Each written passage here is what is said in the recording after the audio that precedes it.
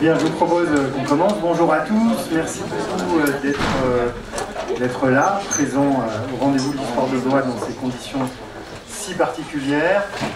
J'adresse un salut particulièrement amical à tous ceux d'entre vous qui, comme moi et Anya Thomas, portaient des lunettes, parce que franchement, les masques et les lunettes, c'est vraiment la double peine, on peut le dire comme ça.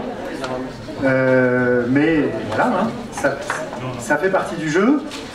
Donc, en plus c'est très bien, je vois que vous êtes de toutes les générations, des lycéens, des étudiants, des profs et des gens de tous les âges. Donc, pour parler de l'Europe, c'est de très très bon augure. Alors, aujourd'hui, dans cet amphi, enfin, on ne va pas faire court, hein, d'accord, mais on a un débat. Alors, gouverner. Au début, c'était gouverner l'Europe, et puis évidemment, au fur et à mesure que l'année 2020 s'est déroulée, on s'est dit avec le conseil scientifique et les organisateurs, ça serait gouverner l'Europe en temps de Covid. Hein, voilà. Bon, et donc, du coup, ça s'intitule « Un État européen démocratique s'est-il révélé dans la Covid-19 » Bon, alors, ça fait presque titre de thèse plutôt que de table ronde, donc excusez-nous, on ne se refait pas.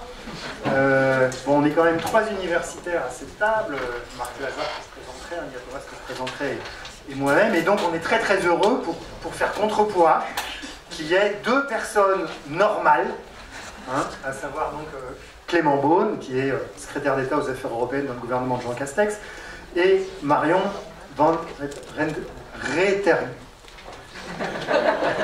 J'ai répété 10 fois pourtant, et puis en plus je connais Marion, on était au lycée ensemble, donc je ne devrais pas. Donc. Van Rettergem. Presque. Bon, je vais y arriver. Bon, allez, voilà. Bon, ça va venir, ça va venir. Bon, donc, Clément Beaune, bonjour. Donc, j'ai dit, vous êtes secrétaire d'État, et avant d'être secrétaire d'État aux Affaires européennes depuis le mois de juillet, vous avez joué un rôle vraiment d'acteur, hein, dans la vie politique européenne, puisque vous étiez au cabinet du président de la République, chargé des affaires européennes et du G7. Bon. Anya Thomas, bonjour. Donc, vous êtes chercheuse, spécialiste de la question de la démocratie en Europe. Vous étudiez à la fois le Parlement européen et les parlements nationaux. Vous êtes chercheuse à l'Institut universitaire européen de Florence, qui est, disons, sans doute l'un des centres de recherche les plus prestigieux de l'Europe et qui est dédié aux études européennes. Donc, Marion Van Rettergem, bonjour. Vous êtes grand reporter. Vous avez été très longtemps journaliste au Monde. Vous avez en particulier, depuis que vous avez quitté le Monde, vous êtes passé par Vanity Fair, vous êtes maintenant freelance et vous avez écrit, excusez-moi, je ne vois plus rien là, vous avez écrit une biographie qu'on a tous adorée de Angela Merkel, mais aussi un bouquin très fin, de souvenirs personnels, mais qui dit beaucoup de choses sur l'Europe. Mon Europe, je t'aime, moi non plus. Et puis Marc Lazare, alors évidemment Marc Lazare, pour moi c'est toujours un peu délicat de le présenter parce que vous ne le savez pas, mais c'est un peu mon chef.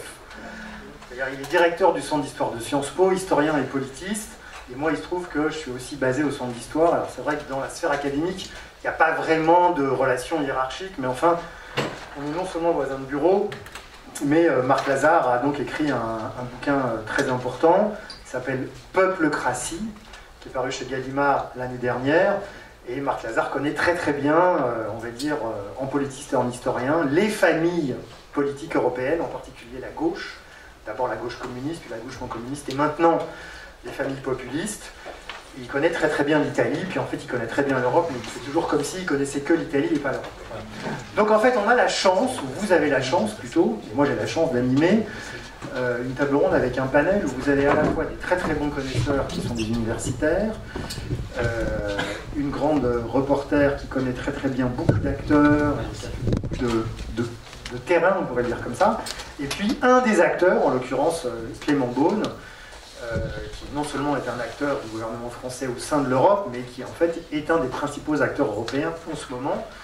Il a joué un rôle, il continue à jouer un rôle. Si vous allez sur son fil Twitter, vous verrez que par exemple hier, il était aux Pays-Bas et qu'il a rencontré le Premier ministre néerlandais, à qui il essaye dont il essaye d'assouplir la position. Voilà. Hein, il va nous raconter, parce que Mark Rutte n'est pas seulement très grand comme l'était le général de Gaulle, mais il est assez inflexible et assez rigide. Hein. Vous savez qu'il y a un lointain prédécesseur de Mark Rutte qui s'appelait Joseph Luns, hein, qui était le seul dans les années 60, au moment des réunions de l'Europe des Six, à pouvoir regarder de Gaulle de haut. Hein. Et c'est très important. Mais bon, on ne va pas faire tellement d'histoire aujourd'hui, mais on va surtout donc se poser la question de savoir ce que la Covid révèle éventuellement de la construction européenne. Voilà. Parce que moi, il me semble qu'on peut raconter les choses d'une façon assez simple, et sans doute nos invités vont dire oui, c'est beaucoup trop simple et trop schématique, mais la manière dont on peut raconter les choses, c'est que voilà, il y a cette pandémie qui est arrivée de Chine, puis qui tout d'un coup est tombée sur l'Europe. L'Europe, comme vous le savez, est devenue l'épicentre de la pandémie. Hein. C'est quelque chose à laquelle on ne s'attendait pas du tout. Hein.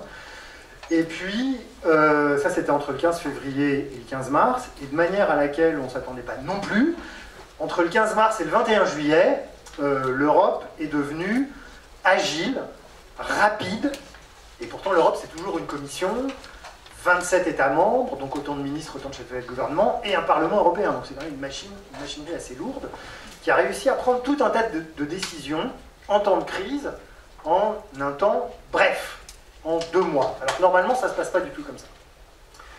Et si on résume ces décisions, on peut dire, en tout cas c'est comme ça que je vais interroger nos invités, eh ben, l'Europe, en un temps record, par rapport à ce qu'elle fait d'habitude, a décidé d'un budget de crise extraordinaire. Bon. Elle a même décidé de s'endetter, d'accord. Elle a décidé donc d'émettre des bons du Trésor, sans doute que pour financer ces bons du Trésor et cette dette, elle va probablement lever un impôt. Bon, c'est pas encore dit, mais ça paraît assez logique. Et donc on se retrouve avec un budget de crise, hein, donc des dépenses extraordinaires, un endettement public de manière totalement inédite, des bons du Trésor. En général, les bons du Trésor, c'est que les États qui émettent ce genre de choses, et très probablement un impôt d'une manière ou d'une autre qui va un jour être levé. On avait déjà une monnaie et une banque centrale. Alors du coup, peut-être qu'on a un État. Voilà, parce qu'en général, on apprend tous, que ce soit dans les lycées à Nantes ou dans la fac ici, que parmi les caractéristiques d'un État, il y a tout ce que je viens de citer. Voilà. Et puis on avait déjà une Cour de justice de l'Union européenne, par exemple, et un début de politique étrangère, de politique de défense et surtout de frontières communes. Voilà. Donc du coup, ben, on aurait peut-être déjà un État, d'où la première partie du titre. Et puis apparemment, ces décisions ont été prises sans violer aucune opinion publique. Évidemment, on est dans des pays démocratiques, donc il y a des gens qui sont pour, d'autres qui sont contre, mais dans l'ensemble, moi j'ai l'impression qu'on peut risquer l'hypothèse que toutes ces décisions, et donc cette émergence comme ça d'un État, enfin d'un État en tout cas d'une entité européenne assez, comment dire, à la fois agile et assez puissante, un peu souveraine finalement, et ben ça s'est fait avec un relatif consensus des opinions publiques, peut-être même en accord avec la demande sociale. Voilà. Auquel cas, on pourrait dire qu'il y a bien l'émergence peut-être d'un État démocratique. Voilà. Donc, bon, d'où l'idée de ce titre. Et du coup, je voudrais demander tout de suite à Anya Thomas ce qu'elle en pense. Voilà, tout simplement. Merci. Et puis chacun de vos 4 invités s'exprimera sur cette proposition qui va sans doute être mise à mal parce que c'est le jeu. Merci beaucoup Sylvain. Donc oui, je pense qu'il faut d'abord commencer en constatant que nous ne sommes pas du tout sortis de la crise, nous ne savons pas encore ce qui va se révéler, ni pour nous dans la pandémie, quand je regarde dans la salle et quand je nous regarde tous ici, ni dans l'Union européenne. Pour l'instant, nous avons des décisions qui ont été prises, qui sont en partie en cours d'adoption, d'implémentation, mais nous ne savons pas encore comment cela va se profiler concrètement. Ça, c'est la première mise en garde. Et ensuite, j'ai 3 éléments par rapport à 3 choses que tu as dit, Sylvain, qui sont l'Union européenne a été exceptionnellement vite, donc en 2 mois, décision d'un budget, décision de lever des dettes. Deuxièmement, tu as dit l'Union européenne est un État. Et troisièmement, tu as dit est un État en phase avec les opinions publiques. Donc premièrement, l'Union européenne, elle a été exceptionnellement vite. Je suis d'accord avec ça, mais je pense que nous pouvons comprendre cette vitesse uniquement si nous nous rendons compte que cette crise est une crise qui apparaît après la crise de la zone euro. Parce que la crise de la zone euro, autant qu'elle a été très différente par ses causes, elle est assez pareille par ses effets, parce qu'elle a un effet asymétrique économique très fort, elle a eu un effet sur les marchés financiers.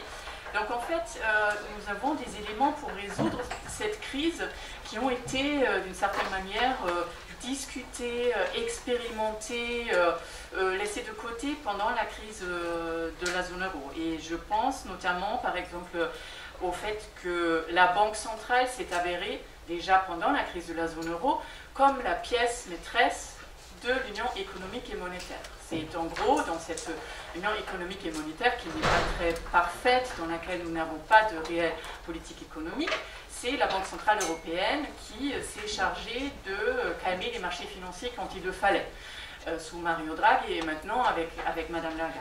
Et donc, ce qui se passe, c'est que je pense que sans la crise de la zone euro, la Banque centrale européenne n'aurait pas agi aussi vite qu'elle l'a fait en mars, en injectant déjà en mars, en calmant les marchés financiers aussi vite qu'en mars pour donner de la liquidité aux entrepreneurs italiens quand la crise frappait vraiment très fort en Italie. Deuxièmement, nous avons déjà, grâce ou à cause de la crise de la zone euro, ce fameux mécanisme de stabilité. Et le mécanisme de stabilité, qui a été mis en place pendant la crise de la zone euro pour aider les pays en difficulté, qui étaient fortement endettés. Il a deux problèmes, si vous voulez. On a vu que ce mécanisme européen de stabilité ne pouvait pas fonctionner cette fois-ci, à la fois pour des raisons que l'Allemagne, par exemple, ne veut pas une union de transfert, et en même temps, le mécanisme européen de stabilité, il a été assez catastrophique en termes démocratiques, parce que les aides du mécanisme européen de stabilité viennent avec des conditions, avec une conditionnalité sur la restructuration des budgets assez fort, assez régulatif, avec assez peu de participation démocratique, et donc il fallait trouver autre chose cette fois-ci. Et troisième élément, nous avons aussi au moins une personne qui est dans le Conseil européen depuis très longtemps, et c'est Angela Merkel, et on lui a beaucoup reproché d'avoir agi très très tard dans la crise de la zone euro et d'avoir d'une certaine façon renforcé cette crise par cette action très très tard. Et donc je pense que du côté de l'Allemagne, il y a eu une réflexion là-dessus. Deuxièmement, tu as dit que l'Union européenne s'est révélée comme une entité politique, peut-être même comme un État. Je suis moins sûre de ça, je ne pense pas. Je pense que justement la crise, elle nous a montré, comme toujours dans les crises de l'Union européenne, que l'Union européenne, en fait, sait faire des politiques vite dans une crise de manière intergouvernementale, c'est-à-dire à travers des discussions, des négociations, des compromis dans le Conseil européen. Et en plus, ce que nous voyons aussi dans la crise, c'est quelque chose de fondamental concernant la Commission européenne. La Commission européenne, en réalité, est toujours intervenue après qu'il y ait eu un accord bilatéral trouvé parmi les chefs d'État et de gouvernement, dans ce cas entre le gouvernement français et le gouvernement allemand, sur le fonds de relance. C'est une fois qu'il y a eu la rencontre entre Angela Merkel et Emmanuel Macron que la Commission européenne a mis sur la table ses propositions. Donc nous avons vu plutôt une commission très présente, ça c'est vrai, très présente, qui fait des propositions, mais un pas derrière les chefs d'État et de gouvernement. Ensuite, le Parlement européen, nous le voyons beaucoup actuellement, ça c'est vrai, mais et le Parlement européen, il a très vite soutenu, ou en tout cas dans sa majorité, le paquet de relance. Mais en même temps, ce que nous voyons aussi, c'est que le Parlement européen n'est pas encore 100% un Parlement comme dans les États membres, parce que les décisions budgétaires sont un peu la compétence royale des parlements dans les États membres, et le Parlement européen, autant qu'il a maintenant le même pied que le Conseil des ministres sur les dépenses, il n'a pas la même capacité de décider des recettes, c'est-à-dire des ressources propres, même s'il essaye d'utiliser ses compétences sur ce fameux cadre pluriannuel pour avoir plus un mot à dire. Et dernier mot très court, est-ce que l'Union européenne elle a été en phase avec ses opinions publiques? Là je veux juste dire que je pense qu'on a un peu tendance, quand on pense aux opinions publiques, à penser aux opinions publiques qui nous conviennent les mieux. Et à penser aux opinions publiques qui nous sont le plus proches, parce que je pense que l'opinion publique aux Pays-Bas n'a pas été la même qu'en France, n'a pas été la même qu'en Italie, et l'opinion publique en Autriche non plus. En revanche, je pense que ce que nous avons vu, c'est que l'Union européenne était une arène pour trouver des compromis vite, et donner un forum pour les États membres de l'Union européenne de trouver relativement vite des réponses à une crise majeure. Merci beaucoup, Ania Thomas. Alors peut-être juste préciser, parce que je vois qu'il y a quand même pas mal de lycéens, hein, que donc ce qu'on appelle, ce qu'Ania Thomas ce qu'on appelle le Conseil européen, hein, c'est la réunion, c'est lorsque les chefs d'État et de gouvernement, c'est-à-dire en fait le président de la République française et les premiers ministres des 26 autres États membres, se réunissent pour décider d'orientation et de prendre des décisions. La Commission européenne, c'est un peu comme le gouvernement ou le secrétariat général, ou un peu les deux, de l'Union européenne, et puis le Parlement européen, comme son nom l'indique, c'est un Parlement élu au suffrage universel par les citoyens. Ce qui fait que donc certains peuvent dire, bah, du coup, on a quelque chose qui ressemble à finalement un espèce de gouvernement avec la Chambre des États, la Chambre des citoyens, et puis un gouvernement ou une administration, et puis d'autres qui disent, ben non, c'est pas du tout le cas.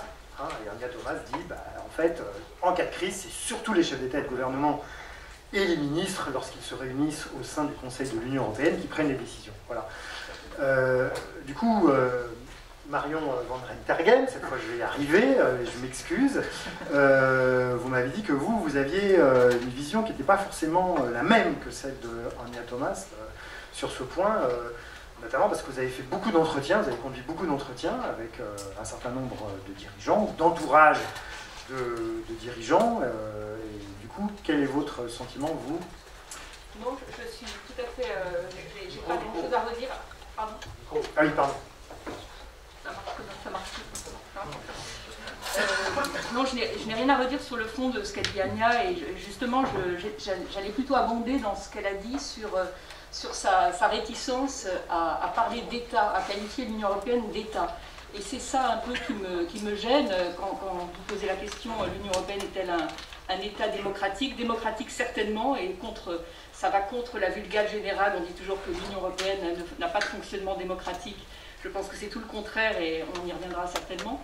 En revanche, il me semble que le mot État prête à des interprétations ambiguës, et même un mot assez dangereux dans le contexte actuel, parce qu'il laisse entendre que les institutions de Bruxelles passeraient au-dessus, justement, des États membres de l'Union européenne, que ce serait une sorte de... qu'elle imposerait un peu ses obligations aux États membres, et c'est ce qu'essaye toujours de nous faire croire la rhétorique europhobe. Ça nourrit, justement, ce mot d'État, je pense, nourrit et entretient les fantasmes d'une bureaucratie, d'une technocratie bruxelloise qui ne tiendrait pas compte des opinions et des souverainetés nationales.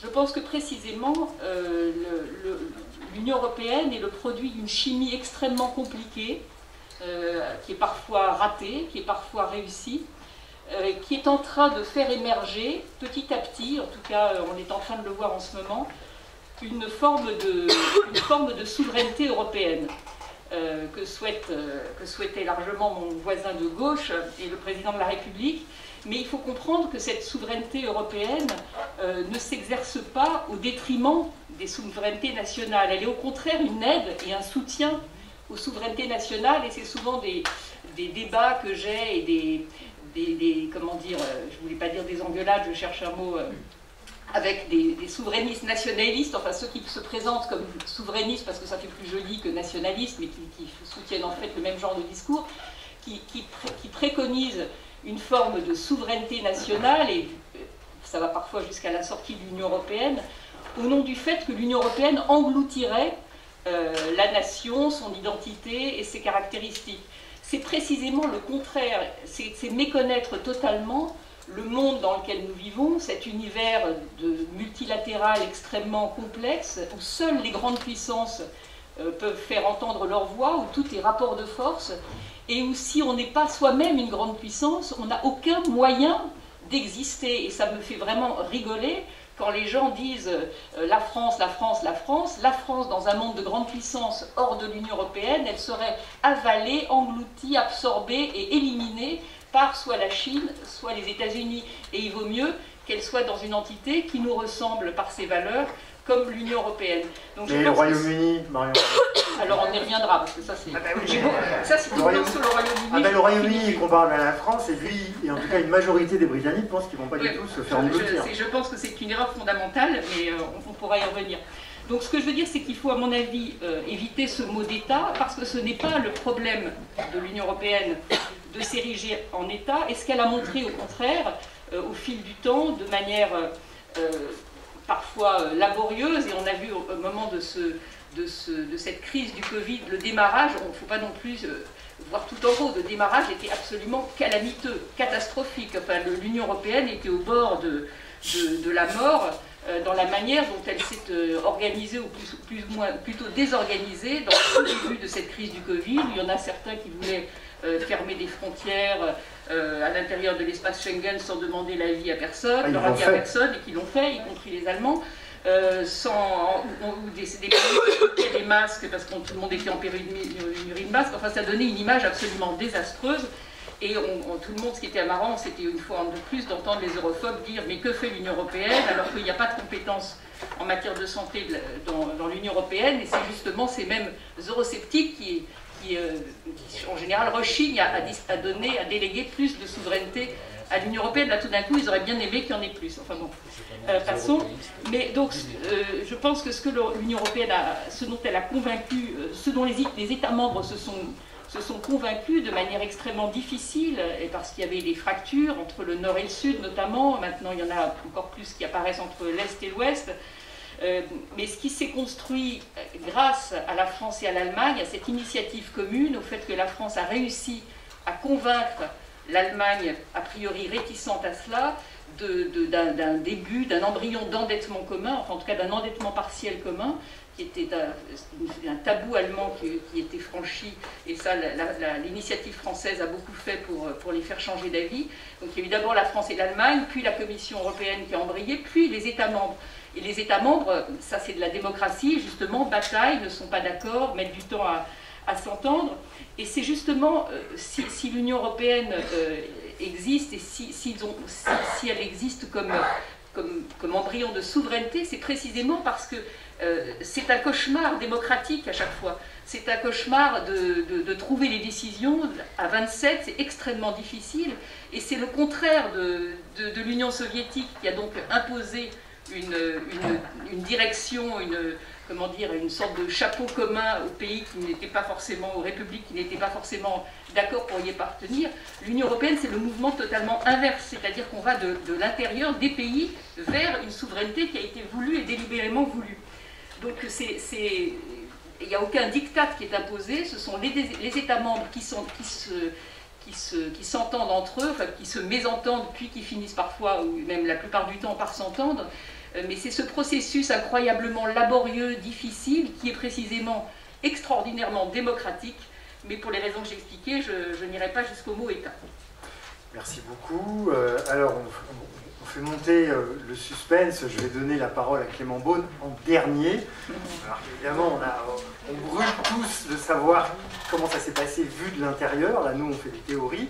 Donc Marc Lazare, donc vous qui connaissez si bien la vie politique italienne, qui savez donc mieux que personne ici ce qu'est un système et une vie politique qui passe par le fait de savoir faire des compromis. Et on dit également de l'Italie, quand on est mal luné en France et qu'on est très jacobin, que l'Italie c'est un État un peu moins efficace qu'en France. Vous savez que ce n'est pas le cas et vous pouvez vous le démontrer. Du coup, à partir de cette connaissance et de cette expérience, qu'est-ce que vous pensez qu'est-ce qu'on peut dire pour vous de l'Union européenne qui se serait ou non révélée pendant cette crise de la Covid? Alors merci Sylvain. Il y a d'abord un tout petit point de méthode. Sylvain me donne du vous, alors que normalement on se tutoie. Oui, alors. Alors, mais je ne veux pas te mettre en difficulté, mais ça me frappe toujours puisque tu fais allusion à ma connaissance de l'Italie, où on fait à la française, alors qu'on se tutoie tous ici. Enfin, en tout cas, moi, je tutoie tout le monde. Et on passe au vouvoiement pour vous faire croire qu'on n'a aucune complicité, ou on fait comme en Italie, c'est-à-dire je tutoie tout le monde, mais je vais exprimer peut-être des points de vue que Clément Beaune, je pense, ne sera pas toujours d'accord. Et on a déjà l'habitude d'avoir ce type de discussion. Donc, moi, je recours au tutoiement à l'italienne. Ce qui ne veut pas dire que c'est une forme de complaisance. On peut avoir des points de divergence. Et en plus, c'est plus simple. Alors, qu'est-ce que ça révèle? Je pense, moi je partage beaucoup de ce qui vient d'être dit par Ania et par Marion, puisqu'en plus je les appelle par le prénom, donc, ce qui prouve... Fais attention Marc, parce que tu pourrais être suspecté de machisme ou de paternalisme. Non, nous ne sommes pas dans ce débat. Je suis irréprochable de ce point de vue-là. Non, je plaisante. Alors, qu'est-ce que ça révèle? Je crois d'abord, et Marion vient à peine de le rappeler, que dans un premier temps, ça a été une forme de grand égoïsme national, il ne faut pas oublier. Au tout début, quand la crise a frappé l'Italie en premier, puisque tu faisais référence à ma supposée connaissance de l'Italie, ça a été un refus de l'Allemagne, de la France, mais surtout des déclarations de Christine Lagarde et d'Ursula von der Leyen en disant qu'on n'interviendrait pas. Si je me souviens bien, Clément, c'était le 11 ou le 12 mars. Et effectivement, là où le grand changement s'est opéré, c'est au bout de 3 jours que ça a changé. Mais il y a eu 3 jours de très grands flottements. Et effectivement, ça a été un moment de renversement. Et ça, c'est tout à fait intéressant. Notamment ce qu'a dit Ania, qui, je crois, est très profond, c'est-à-dire ce qu'on peut appeler l'expérience de la crise. Le fait qu'il y a eu la crise de l'euro, et ce que tu disais, Ania, en disant, sans doute, mais justement, Clément me dira si c'est fondé ou pas comme argumentaire, comme hypothèse, c'est qu'en fonction de l'expérience de la première crise, on a voulu agir cette fois-ci beaucoup plus vite. Ça, c'est très intéressant, parce que ça renvoie à une banalité. Je parlais avec des lycéens qui sont ici au premier rang, on dit souvent l'Europe avance par des crises. Mais là, on a un bon exemple. On a un très bon exemple. C'est-à-dire, il y a une crise dingue quand on y pense. Regardez comment nous sommes. Qu'est-ce qui aurait pu penser qu'on aurait vécu, qu'on vivrait des choses pareilles, et qui ne sont pas finies? Eh bien, l'Europe a été effectivement à la hauteur. Et de ce point de vue-là, la crise, l'Europe, effectivement, avance par crise, elle invente par crise. Elle n'a pas toujours une théorie. Parfois, on a des théoriciens qui disent la théorie permet l'action. Non, c'est l'action, là, qui, du coup, peut renforcer la réflexion en théorie. Ça, c'est le premier point. Deuxième point, et je termine juste sur ce point, là aussi, Ania l'a dit, on a avancé, mais la crise sanitaire n'est pas finie, et 2, ça, Clément, j'aimerais bien t'entendre là-dessus, c'est que pour le moment, le plan de relance me semble relativement bloqué parce qu'il y a le problème du budget européen et le Parlement, hier, a décidé de bloquer l'adoption du budget. Donc attention, ne faisons pas un discours irénique. Non, il y a encore beaucoup de choses. Deuxième réflexion, et c'est la grande question que nous pose Sylvain, est-ce qu'elle a résolu le problème démocratique de l'Italie? Il ne la pose pas comme ça, il dit est-ce qu'on a de l'Europe, lapsus révélateur.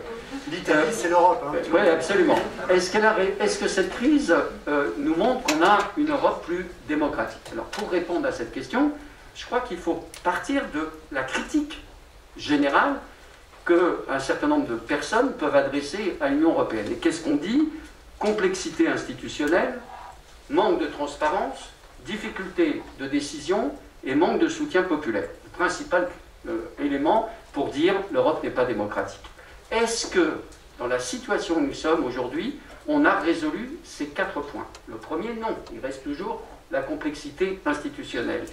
Le deuxième, le manque de transparence, en partie, peut-être, je ne sais pas ce que tu diras Clément, mais en partie, parce qu'effectivement, j'ai bien aimé l'expression qui a un sens en sciences politiques d'arène, et effectivement, on a pu voir les confrontations des différents acteurs, en tout cas pour une partie de l'opinion publique, j'y reviendrai tout à l'heure.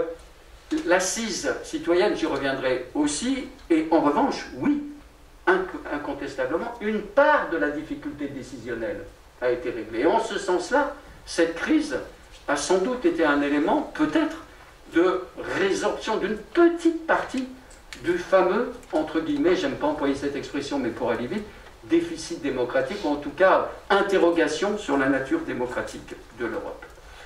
Donc ça, c'est le deuxième. Est-ce qu'on est dans un État? Non.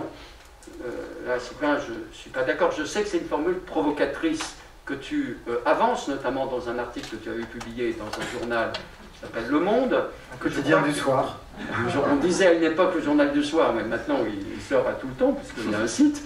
Donc, pour les plus âgés, dont je fais partie, le journal du soir, eh bien, tu nous suggères cela pour justement provoquer la discussion. Ben, je le disais tout à l'heure dans une émission de radio, on est dans une phase, depuis longtemps, de transition. On est déjà plus exactement dans les formes classiques des États-nations européens, et on n'est pas encore dans un État européen. On est dans cet intermède, et cet intermède, justement, est source de tension. Il est source de controverse entre ceux qui veulent revenir à la dimension nationale et entre ceux qui veulent encore plus de dimension européenne. Et je crois que cette tension, elle se marque aussi du point de vue du fonctionnement institutionnel. Et moi, je partage ce qu'a dit Ania. C'est-à-dire qu'il me semble que l'intergouvernementalité prédomine actuellement. Je sais, là encore, tu nous diras, et c'est pour ça que ta présence est vraiment très utile, Clément, c'est comment tu le vis de l'intérieur? Est-ce qu'il n'y a pas cette prédominance de l'intergouvernementalité qui, par définition, signifierait un système où, justement, le rôle des États est encore très important et interdirait de dire que nous sommes déjà dans un État européen. Et puis, dernière réflexion, et Sylvain, j'en ai fini, est-ce que cette crise du Covid, justement, permet de dire que, d'une certaine façon, les opinions européennes ont progressé, c'est-à-dire l'ensemble des citoyens de l'Europe ont progressé dans leur acception et acceptation de l'Europe? Ça, c'est très difficile parce qu'il nous faudra des enquêtes, ça demande du temps, mais je crois qu'on a un processus de progrès, incontestablement, que moi je vois déjà à travers la participation aux dernières élections européennes de 2019, où on a eu depuis longtemps une progression, depuis longtemps on n'avait pas connu une progression. En France, c'est plus d'un électeur sur deux qui y est allé. Qu'à l'occasion de cette crise sanitaire, c'est vrai que les Européens ont compris, on peut être tenté d'un repli national, on va fermer les frontières, ça a été rappelé, mais en même temps ont compris les formes concrètes de solidarité qui ont pu exister, des patients français qui sont allés en Allemagne, des patients italiens qui sont allés en Allemagne, mais aussi tout simplement la compréhension qu'une épidémie de ce genre pouvait peut-être trouver des solutions si on en trouve au niveau européen. Donc en ce sens-là, on a fait un progrès. Il reste le fait que nous savons très bien où se situe le problème des opinions européennes par rapport à l'Europe. C'est par rapport à des catégories bien précises de citoyens dans l'Union européenne. Après, il y a des différences de pays à pays, mais nous savons que ce sont les populations qui ont le plus faible niveau d'instruction, qui sont celles qui sont dans des situations sociales les plus en difficulté.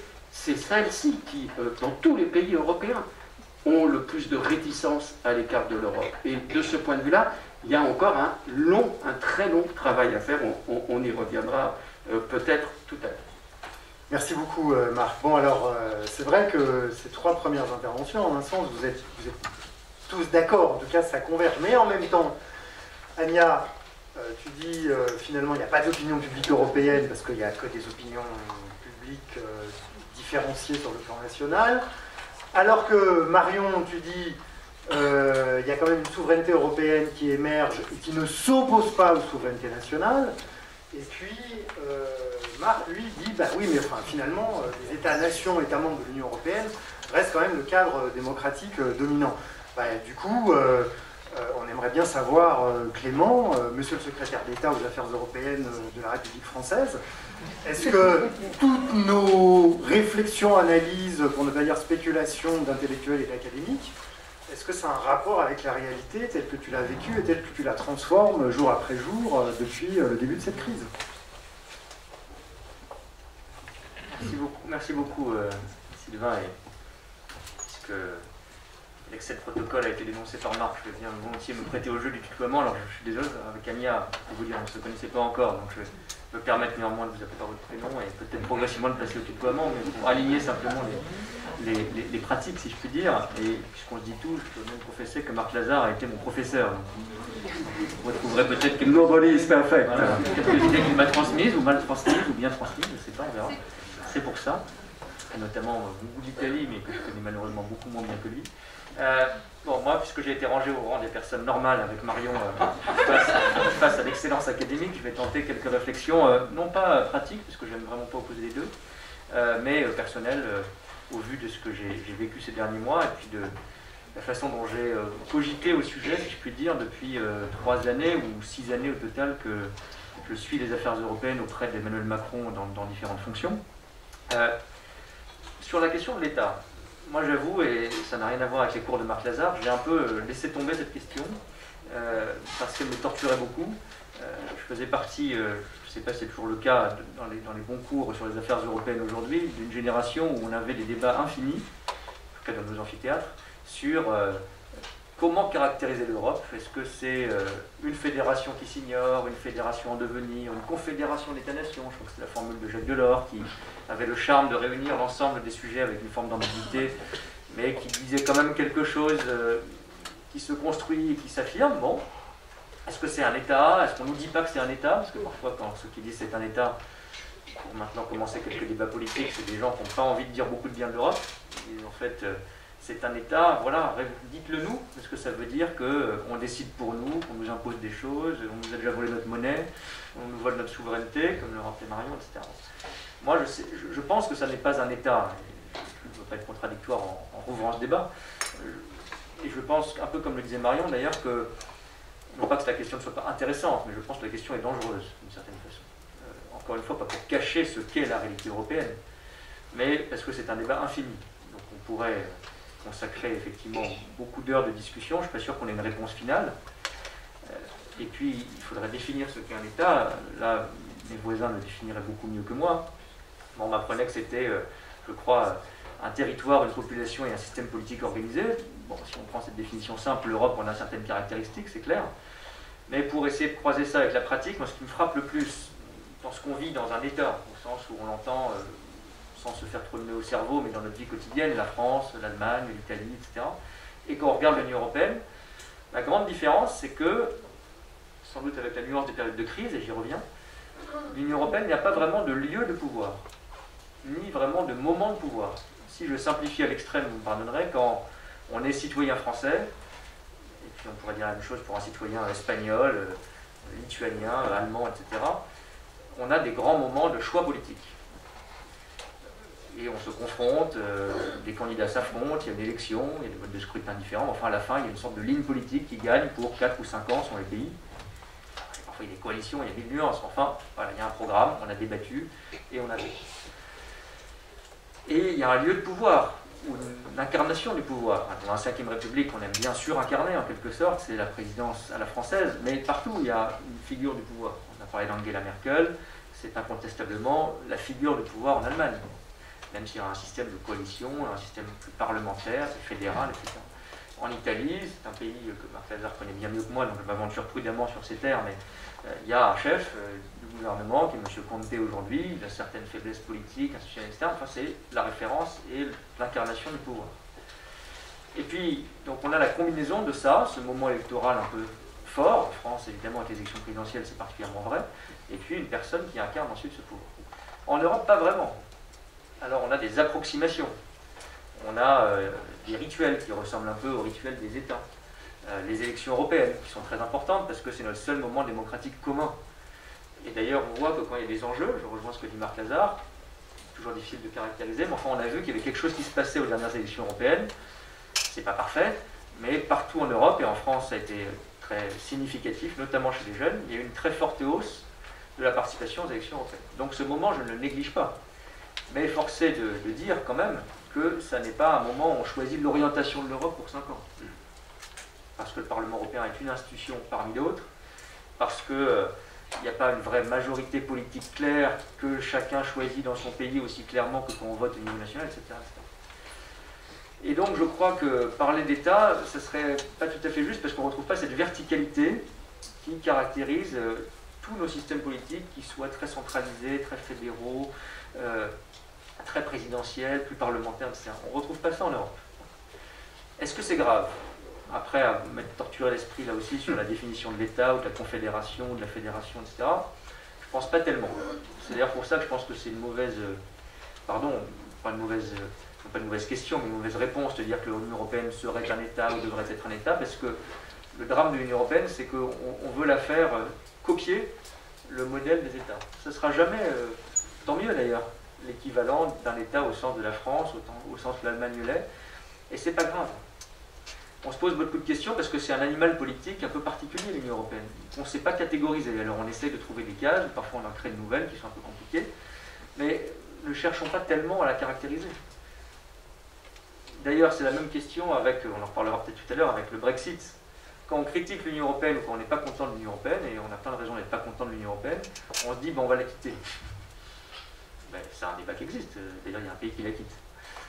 On va la quitter. C'est marrant parce qu'on ne se dit jamais ça pour notre communauté politique essentielle qui est l'État ou la France. On ne dit pas, moi, parfois il y a des gens qui quittent le pays parce qu'ils ne sont pas contents, ça, heureusement c'est leur droit. Et on ne dit pas, ben, moi j'aime pas la France, j'aime pas ce que fait le gouvernement français ou le président français, donc on va sortir de la France en quelque sorte. On se dit, on va manifester, on va écrire un article, on va aller voter aux élections pour changer la majorité, le président, etc. Pourquoi en Union européenne on s'interdirait ça? Donc, mon présupposé sur l'Europe, c'est que quand on n'est pas content de l'Europe, avant de la quitter, peut-être un dernier recours, on peut la changer. Alors c'est compliqué pour les raisons que j'indiquais, parce que c'est pas un État, vous n'avez pas un moment où vous mettez un bulletin de vote et vous savez que quelques semaines après ou quelques mois après, ça aura beaucoup changé. C'est pas toujours vrai dans un pays non plus, mais dans l'Union européenne, c'est encore plus compliqué. Et les crises sont intéressantes parce que les crises remettent en cause un peu le système. On a un système extrêmement compliqué, on vous décrivait par petites touches dans l'intervention précédente, un Parlement européen, une Commission européenne, un Conseil européen, c'est assez incompréhensible.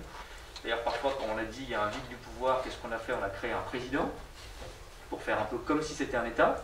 Donc on a un président de la Commission, une présidente de la Commission, on a un président du Conseil européen, puis on a dit, on a des trucs qui sont très importants en commun comme l'euro, donc on a un président de quelque chose qui s'appelle l'Eurogroupe, et je pense qu'il n'y a aucun système politique dans lequel il y a autant de présidents que l'Union européenne. Et on a pensé qu'en créant des fonctions supplémentaires, on allait répondre à cette question existentielle, y a-t-il un État, y a-t-il un chef, y a-t-il un pilote de l'avion? Mais je crois que en fait, ça ne sert à rien d'essayer. On pourrait faire un président des présidents, maintenant qu'on en a 5 ou 6, pour essayer de résoudre définitivement cette question, mais on ne la résoudrait pas davantage. Pourquoi? Parce que ce qui fait finalement le leadership politique, pardon de le dire en mauvais français, n'est pas tellement lié, je pense, à la création institutionnelle la plus savante. C'est lié à l'existence d'une opinion publique, c'est lié à l'idée qu'on a un projet commun, c'est lié à l'idée parfois qu'on a une urgence commune. Je reviens dans un instant sur les crises. Et quand il y a cette conviction, il y a un leader. En fait, en Europe, plutôt que de créer des présidents, on voit qu'il y a des leaders qui prennent quelque sorte la direction de l'Europe quand ils ont un projet, une idée, la capacité d'agir, etc. Madame Merkel est un leader européen, incontestablement. Elle n'est pas présidente de la Commission européenne, elle n'est pas présidente du Conseil européen, elle n'est pas présidente du Parlement européen, mais pour être honnête, elle a sans doute plus de pouvoir en Europe que beaucoup de ces présidents-là. Mais ce n'est pas une critique personnelle, c'est un fait. Parce qu'elle est à la tête d'un grand pays, d'une grande économie, parce que ça fait 15 ans qu'elle est au pouvoir, parce qu'elle a un réseau de connaissances et d'alliés, etc. Le président Macron est, il va débattre sur ce qu'il propose, mais est devenu un leader européen, incontestablement. Pourquoi? Parce qu'il a consacré beaucoup d'énergie à l'Europe, parce qu'il a fait un des éléments de son identité politique, parce qu'il a fait des propositions européennes, parce qu'il a travaillé avec Mme Merkel et avec d'autres, etc. Il n'est pas non plus ni président du Conseil européen, ni président de la Commission européenne, etc. Donc je crois que, pardon, je suis un peu long du coup sur la digression, mais je crois que c'est, il ne faut pas chercher à faire rentrer l'Union européenne sur le chemin de devenir un État, une fédération, etc. Ça ne sera pas ça. C'est pas grave, on pourra faire un colloque sans doute dans une dizaine d'années en se reposant la question de savoir si un État, une fédération, etc. Je ne pense pas qu'on aura plus la réponse, pour être tout à fait honnête. Et c'est pas très grave. Ce qui est grave, c'est quand il n'y a pas de direction et de projet politique. Si je devais résumer, c'est pas grave que l'Europe ne soit pas un État, mais ça serait grave, ou c'est grave qu'elle ne soit pas une puissance. Et une puissance, c'est beaucoup plus diffus. C'est quelque chose qui sait défendre un objet politique, une communauté politique, parce que je crois que nous sommes une communauté politique, qui a des intérêts communs et des valeurs communes, et qui sait les défendre. Je ne prétends pas que ce soit une définition très académique, mais c'est un peu comme ça, en tout cas, que je ressens les choses. Alors, juste un mot sur les crises, la crise récente, puisque finalement j'étais invité pour ça, parce que le reste, d'autres l'auraient dit mieux que moi. Effectivement, on a vu tout cela en accéléré. D'abord, les premiers jours de mars, qu'est-ce qui se passe? Il n'y a pas de chef. Tout le monde est touché par le Covid. Si on prend les jours, même très précisément, le 8 mars, je crois, l'Italie décide un confinement, ce qui est un choc. Hein, quand on regarde ça de France, si on essaie de s'en souvenir à l'époque, on pense qu'ils sont fous. Jamais on a, ou alors qu'ils n'ont pas de chance. Donc soit on les plaint, soit on s'interroge. Et on se dit jamais ça nous arrivera ailleurs. Bon. Et puis 10 jours après, on est confiné en France. Donc les choses vont quand même très vite. Le 8 mars, je crois que c'est la moitié de l'Italie qui est confinée. Le 9 mars, c'est toute l'Italie. Le 10 mars, tous les pays de l'Union européenne sont touchés. C'est le premier jour où les 27 pays sont touchés. Et c'est un jour important parce que c'est la première fois que les pays de l'Union européenne comprennent que ce n'est pas un problème italien ou espagnol ou français, c'est un problème pour chacun. Et là, il y a un peu un moment de flottement parce que, comme on fait souvent en Europe, on dit on n'a pas de compétences. Parce qu'en Europe, tout est organisé par les traités. Il n'y a pas de compétences en matière de santé, c'est vrai. Et donc, la présidente de la Commission européenne, le président du Conseil européen et d'autres, ils disent qu'est-ce que je peux faire? Et dans les crises, on fait un peu tomber les digues de ces blocages institutionnels, politiques, etc. Et donc, j'accélère un peu, mais dans ces jours-là, entre le 10 et le 15 mars, beaucoup d'initiatives de différentes origines sont prises. Le président de la République appelle le président du Conseil européen et lui dit il faudra que tu réunisses les 27 pour qu'on parle du Covid. Il dit oui, mais c'est pas un sujet européen le Covid. Il dit si, c'est un sujet européen parce que le fait est qu'aujourd'hui tu peux parler de Chine ou de climat aux gens, ou de migration, ou de je sais pas quoi. Le seul sujet qui les intéresse, c'est le Covid. Si on veut que l'Europe ait un sens pour eux, il faut leur parler du Covid, il faut faire quelque chose sur le Covid. Donc réunissons-nous et essayons de trouver des choses, même si ce n'est pas dans le traité, on va trouver des choses à faire ensemble. On ne les a pas très bien faites au début, justement parce qu'il n'y avait pas de direction. On a fermé les frontières, la France n'a pas été parfaite non plus, moi je reconnais, on n'a pas fermé nos frontières, mais il y a eu ce sujet des masques. Hein. On a collectivement manqué de solidarité avec l'Italie, par exemple, dans les premières semaines, c'est clair. Donc je plaide aussi coupable, hein. Il n'y a pas d'Européen parfait dans cette période. Et puis on s'est organisé petit à petit. Il y a eu des réunions régulières, on a pris l'initiative, et ça va très vite, parce que je prends juste deux exemples, j'ai déjà été trop long. Le 10 mars, on n'a encore rien fait au niveau européen. C'est assez catastrophique. Le 13 mars, seulement 3 jours, la Banque Centrale Européenne a lancé les premières mesures pour, en gros, ouvrir les vannes et mettre beaucoup d'argent. Alors ça paraît très abstrait, mais concrètement, c'est quand même ça qui permet d'avoir l'endettement pas cher pour les États et de soutenir l'économie, et pour les entreprises aussi. Et la présidente de la Commission européenne fait une conférence de presse qui n'a pas été assez notée, mais qui, je pense, dans les travaux politiques et académiques des prochaines années le sera. Elle dit on va s'affranchir des règles budgétaires et de toutes les règles de concurrence européennes, qui sont quand même, je n'aime pas dire un dogme parce que ça fait un peu excessif, mais enfin pas loin, presque un tabou européen. Elle dit tout ça c'est supprimé. On va regarder comment on va supprimer tout ça, mais tout ça c'est suspendu. Ce qui est bien la preuve qu'on peut le faire.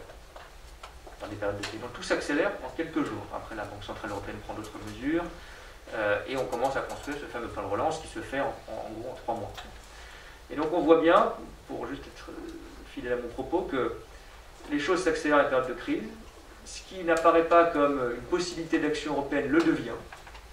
Et le leadership s'affirme. Alors c'est Macron qui a pris l'initiative, c'est Merkel qui a suivi, c'est les institutions européennes qui emboîtent le pas, c'est Madame von der Leyen, la présidente de la Commission, qui se dit la situation est grave, il faut que je fasse quelque chose, même si ce n'est pas exactement dans ma fiche de poste. Et on avance comme ça. Et on retrouve d'ailleurs des constantes du pouvoir à l'européenne, qui montrent bien que ce n'est pas un État, c'est une sorte de système un peu plus diffus. C'est que le franco-allemand se remet en marche. Il y a beaucoup de tensions. Hein. Pendant quelques semaines, c'est très tendu entre la France et l'Allemagne, pour être honnête. Parce qu'on n'est pas d'accord sur un point qui est quelle solidarité européenne, ce fameux plan de relance. On y reviendra, je vous passe les épisodes parce que je suis vraiment trop long, mais ça se fait en quelques semaines. Mi-mai, il y a un accord franco-allemand qui dit qu'il faut un plan de relance européen, 500 milliards d'euros. La Commission européenne reprend cette proposition, on en discute à 27, et le 21 juillet, donc seulement 2 mois après, on a un accord de tous les pays européens, à l'unanimité, sur un plan de relance de 750 milliards d'euros. vous avez une accélération qui n'est pas liée au fait que ce soit un État, au fait qu'il y ait des institutions qui avaient la capacité d'agir. Elles l'ont découverte, cette capacité. Et donc, ne cherchons pas trop à faire de l'Europe une espèce d'objet qu'on connaît bien. C'est forcément un objet diffus qui manque souvent, en fait, d'impulsion et de leadership. Alors, il y a deux autres points, juste pour finir là-dessus, qui m'ont marqué dans les interventions. Qu'est-ce qui a permis ça aussi? C'est l'opinion publique. C'est toujours un concept très diffus et qu'on met à toutes les sauces, mais il y avait quand même une pression. C'est ce que je vous décrivais. C'était impossible de dire, si on croyait en l'Europe à l'époque, l'Europe ne fera rien sur le Covid. Comment vous pouvez aller défendre devant un parlement, une télévision, etc., que l'Europe ne fera rien sur le Covid parce que ce n'était pas marqué dans le traité. Parce que ça ne tient pas vraiment la route. Et donc, il y a eu une pression des opinions publiques, et les pays, entre eux, se sont fait pression les uns sur les autres. Le dernier exemple, c'est celui-là. Le 25 mars, il y a l'anniversaire du traité de Rome, la France, l'Italie et 7 autres pays, signent une lettre publique adressée à l'Allemagne, à la Commission européenne, à d'autres partenaires. Ce n'est pas passé un peu inaperçu dans la presse, etc., mais je crois que c'est très important. Et on dit il faut une solidarité commune et s'endetter en commun. C'est un grand tabou pour les Allemands. Les Allemands l'ont très mal pris. Ils ont dit la France écrit comme ça dans la nature, une lettre sans nous, avec d'autres pays, les pays du Sud en plus, l'Italie, l'Espagne, etc., et réclament la solidarité des pays du Nord, et notamment de l'Allemagne. Si on n'avait pas fait ça, si on n'avait pas engagé ce combat politique, et c'est très bien qu'il y ait des combats politiques européens, s'il n'y avait pas eu des interviews du président de la République dans la presse allemande, de Mme Merkel dans la presse italienne, du président du gouvernement du Conseil italien dans la presse allemande, etc., ça compte. Il y a une sorte d'agitation, de débat politique européen tout d'un coup, avec les tensions que ça implique. On n'aurait jamais fait ce qu'on a fait avec le plan de relance. On n'aurait jamais ouvert un débat politique européen. Ça, je crois que c'est très important.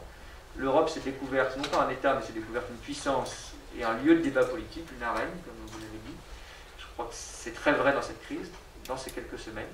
Et puis il y avait le dernier point, ce que disait Marc Lazare est très juste, je crois, la mémoire de la crise d'avant. Enfin, la mémoire de la crise d'avant. C'est-à-dire que comme on avait un peu raté la crise d'avant, pour être honnête, la crise de la zone euro, on avait agi trop tard, trop peu et trop tard, comme on dit parfois, eh bien il y avait un traumatisme des Européens qui se sont dit, cette fois on ne peut pas louper une crise aussi grave que celle du Covid. Le fait aussi que ce soit une crise humaine, si je puis dire. Les vies étaient en jeu, les gens étaient à l'hôpital, les gens mouraient, ça se voyait, a aussi facilité, si je puis dire, cette prise de conscience collective. Excusez-moi, je me substitue à Sylvain, mais c'était conscient, cette conscience justement, excuse-moi Sylvain, justement on avait loupé la crise de 2008 chez Emmanuel Macron, chez Angela Merkel, chez les dirigeants que tu fréquentais. Je crois que c'était, je ne sais pas si c'était explicite ou verbalisé, mais c'était conscient, surtout il y a quelques dirigeants autour de la table, notamment la chancelière Merkel, qui avaient vécu eux-mêmes la crise d'avant. Et elle savait, y compris par les accusations qu'elle avait alors subies, que l'Allemagne avait été pointée du doigt car, à tort ou à raison, peu importe, c'était un fait, pas solidaire, pas assez réactif, trop dur avec la Grèce, etc. Tout ce débat, je pense, faisait, d'ailleurs c'est intéressant, c'est pas un État, mais c'est une communauté politique, on a une mémoire collective, on commence à avoir une mémoire collective européenne, un certain nombre de crises, qui nous aident, en partie, à traiter les crises suivantes. Et puis, juste pour la provocation de ma voisine de droite, il y a un facteur qui est arrivé, il ne faut quand même pas mentir, c'est le Brexit. Non seulement parce que ça resserre les rangs, mais parce que le Conseil européen, le sommet européen qu'on a fait au mois de juillet, on a décidé du plan de relance, même si ce n'est pas fini, puis il y a des débats que rappelait Marc Lazare, avec le Royaume-Uni autour de la table, bon courage. Je pense qu'on serait encore, on a passé 5 nuits sans dormir, je pense qu'on serait encore debout dans un couloir de Bruxelles, en train d'essayer de coincer dans un coin le Premier ministre britannique, quel qu'il soit, pour dire maintenant il faut accepter le plan de relance, et sans doute il dirait non. Bon. Donc ça a été difficile, mais je ne dis pas qu'il n'y a que des bonnes nouvelles dans le Brexit, parce que malheureusement il n'y en a pas beaucoup, mais ça a quand même créé une communauté politique plus forte. Et j'étais hier aux Pays-Bas, les Pays-Bas ont été très durs, mais les Pays-Bas ne sont pas le Royaume-Uni dans l'Union européenne. C'est un pays fondateur, plus pro-européen que le Royaume-Uni dans ses réflexes politiques, etc. Mais c'était juste pour plus tard. Merci beaucoup Clément. Mais bon, il a beaucoup été question d'Angela Merkel, de la mémoire de la crise d'avant. Mais justement, alors là je m'adresse d'abord à Ania et à Marion. Elle connaît très bien l'Allemagne et les travaux du Parlement allemand, du Bundestag. Marion connaît très bien disons, le parcours de la chancelière Angela Merkel. Est-ce que vous avez l'impression l'une et l'autre que Angela Merkel a eu comme un espèce de rebond et elle s'est dit bon bah là du coup il faut que je fasse autrement pour avoir moins de critiques, ou bien est-ce que c'est plutôt que Angela Merkel s'est dit cette crise-là n'a rien à voir avec la précédente et l'opinion publique allemande ne réagit pas du tout de la même façon à cette crise sanitaire et à ce drame humain par rapport à la manière dont elle a réagi au moment de la crise dite des dettes souveraines et disons de l'endettement public de la Grèce et de l'Italie et de l'Espagne notamment.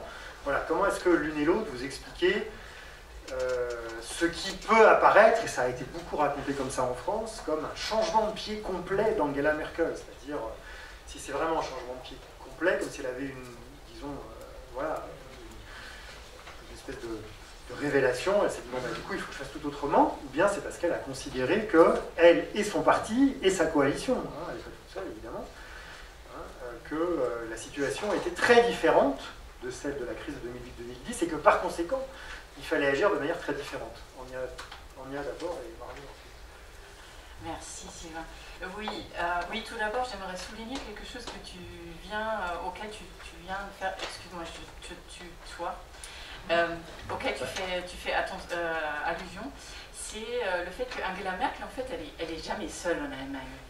Et ça, c'est quelque chose que je trouve dans la perception venant d'en France. On parle tout le temps d'Angela Merkel, qui a décidé ci, qui a décidé ça. Et je pense que ça, c'est un transfert du système politique français sur l'Allemagne. Parce qu'Angela Merkel, en réalité, elle est puissante en Europe, elle est beaucoup moins puissante à l'intérieur de l'Allemagne. Angela Merkel, dans son gouvernement, elle a ce qu'on appelle la Richtlinienkompetenz, c'est-à-dire elle peut donner les grandes orientations à ses ministres, mais ses ministres ils sont responsables de leur dossier. Angela Merkel, elle doit traiter avec la coalition, elle doit traiter avec les gouvernements des Länder, elle doit traiter avec l'opposition. L'Allemagne est un pays beaucoup plus basé sur le compromis, ou sur cette espèce de, pas le compromis, excusez-moi, mais plutôt ces espèces de négociations à plein d'échelons, comme on les trouve peut-être aussi dans l'Union européenne. Donc, je perds mon fil. Est-ce que c'est elle qui a fait un revirement? Donc, je ne pense pas que c'est la femme devant l'histoire. Je pense que ce système politique allemand, comment dire, je pense qu'il y a des facteurs qui faisaient que pour Angela Merkel ou Wolfgang Schäuble ou d'autres dans la CDU ou dans la grande coalition. Il faut rappeler, Ania, qui est Wolfgang Schäuble? Non, Wolfgang Schäuble était le ministre des Finances quand on a eu allemand quand on a eu la crise de la zone euro. Et il est président du Bundestag aujourd'hui. Il est actuellement le président du Bundestag, exactement. Et il est un Européen, au fond, il a beaucoup porté la discipline budgétaire, il a été contre la solidarité financière pendant la crise de la zone euro, il incarne un peu ça, c'est pour ça que je parle de lui.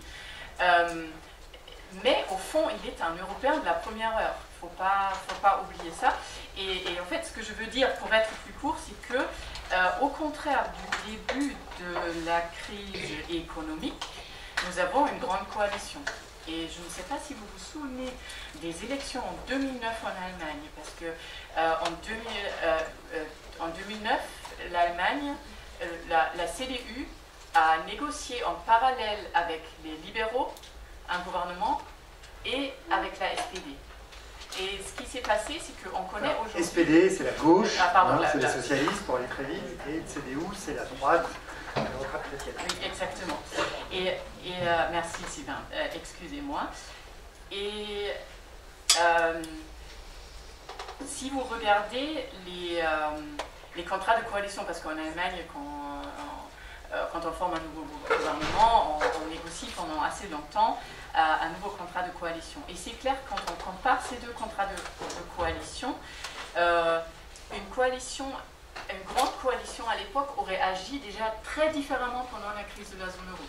dans le contrat de coalition de la Grande Coalition qui n'a pas eu lieu. La Grande Coalition, c'est droite-gauche, hein, CDU, SPD. C'est les deux grands partis populaires qui vont en coalition. Dans ce contrat de coalition, il y aurait déjà eu, je pense, mais vous allez me corriger, Clément Beaune, il y aurait déjà eu beaucoup plus de... L'Allemagne aurait été beaucoup plus près, dans une grande coalition à l'époque, d'aller dans le sens d'un budget de la zone euro, par exemple, ou dans le sens de la solidarité que dans une coalition avec les libéraux, ce qui était le cas à l'époque. Et aujourd'hui, nous nous retrouvons à nouveau dans cette grande coalition, avec une coalition des conservateurs avec la gauche qui est un peu plus ouverte à la solidarité européenne.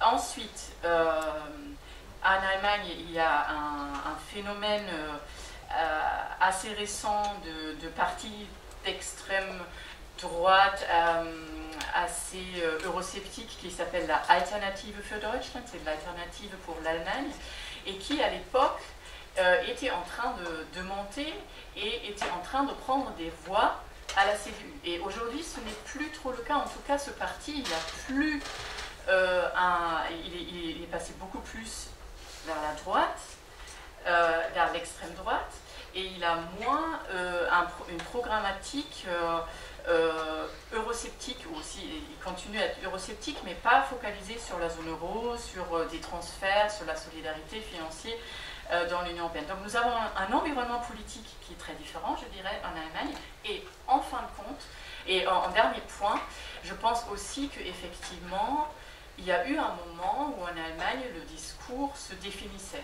Et je pense que ça c'était mi-mars jusqu'à mi-avril, et où on entendait des voix politiques discordantes, et on ne savait pas trop si dans le discours politique public, cette crise économique dans laquelle était à l'époque déjà l'Italie allait être vue comme le résultat d'une mauvaise gestion budgétaire qui maintenant se soldait par un mauvais résultat économique en temps de crise, ou si on allait avoir un discours sur la solidarité.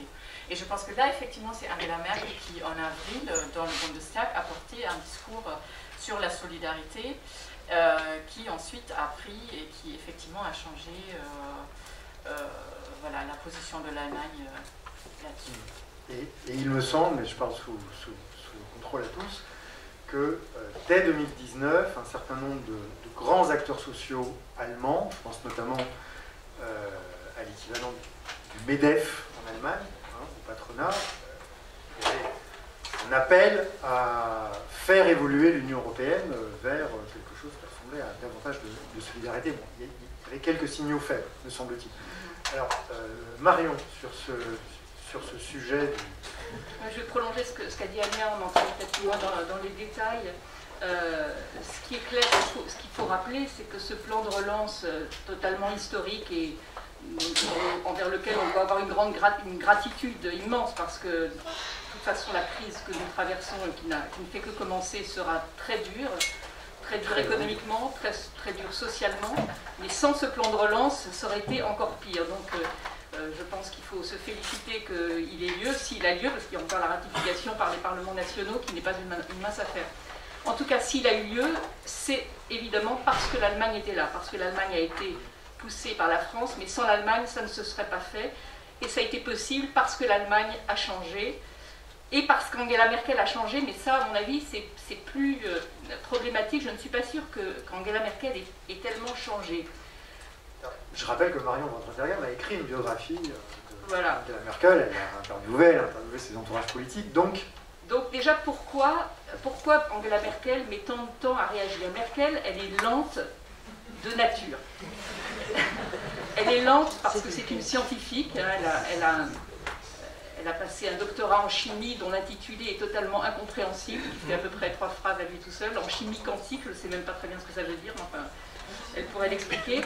Donc déjà, elle a la lenteur de la scientifique. Elle a la lenteur, comme l'expliquait Ania, d'être à la tête d'une république fédérale qui ne ressemble en rien à notre 5e république, où il y a en effet l'état de pouvoir, de contre-pouvoir, et où la femme la plus puissante du monde, comme on appelle souvent Angela Merkel, est en fait la femme la plus faible du monde, comme chef d'État, comme chef de gouvernement dans son propre pays, parce qu'elle doit toujours s'en référer. C'est un régime infiniment plus démocratique que le nôtre, toujours s'en référer au Parlement, toujours s'en référer à la Cour constitutionnelle, et sans compter cet acteur majeur pour un dirigeant allemand qui est le contribuable allemand, très près de ses sous, très près du souci des règles budgétaires et dont elle doit tenir compte. Elle est lente aussi par tempérament, et ça je me souviens comme j'avais beaucoup suivi quand Nicolas Sarkozy était président de la République, il y avait la présidence française de l'Union européenne sous son règne, et le couple Merkel-Sarkozy était toujours très intéressant à observer parce qu'on pouvait faire difficilement plus différent. Et Angela Merkel agaçait énormément Nicolas Sarkozy par sa lenteur justement et par le fait qu'elle disait toujours bon on va faire ça, on va décider, on va décider. Elle disait non mais attends, il faut que j'en parle à mes lenders. Mais elle me parle toujours de ses lenders, elle a qu'à agir. Non, et les lenders, c'est les États fédérés. Ça fait partie de la démocratie allemande, c'est qu'elle voit se consulter tous les ministres présidents des lenders. Et à un moment, pendant la crise grecque, où en effet Angela Merkel n'a pas brillé sous son meilleur jour, parce que sa lenteur a coûté, je pense, assez cher à l'Union européenne, a beaucoup retardé le fait de ne pas pouvoir aider la Grèce assez vite, a enfoncé la Grèce et n'a pas aidé l'Union européenne, bref.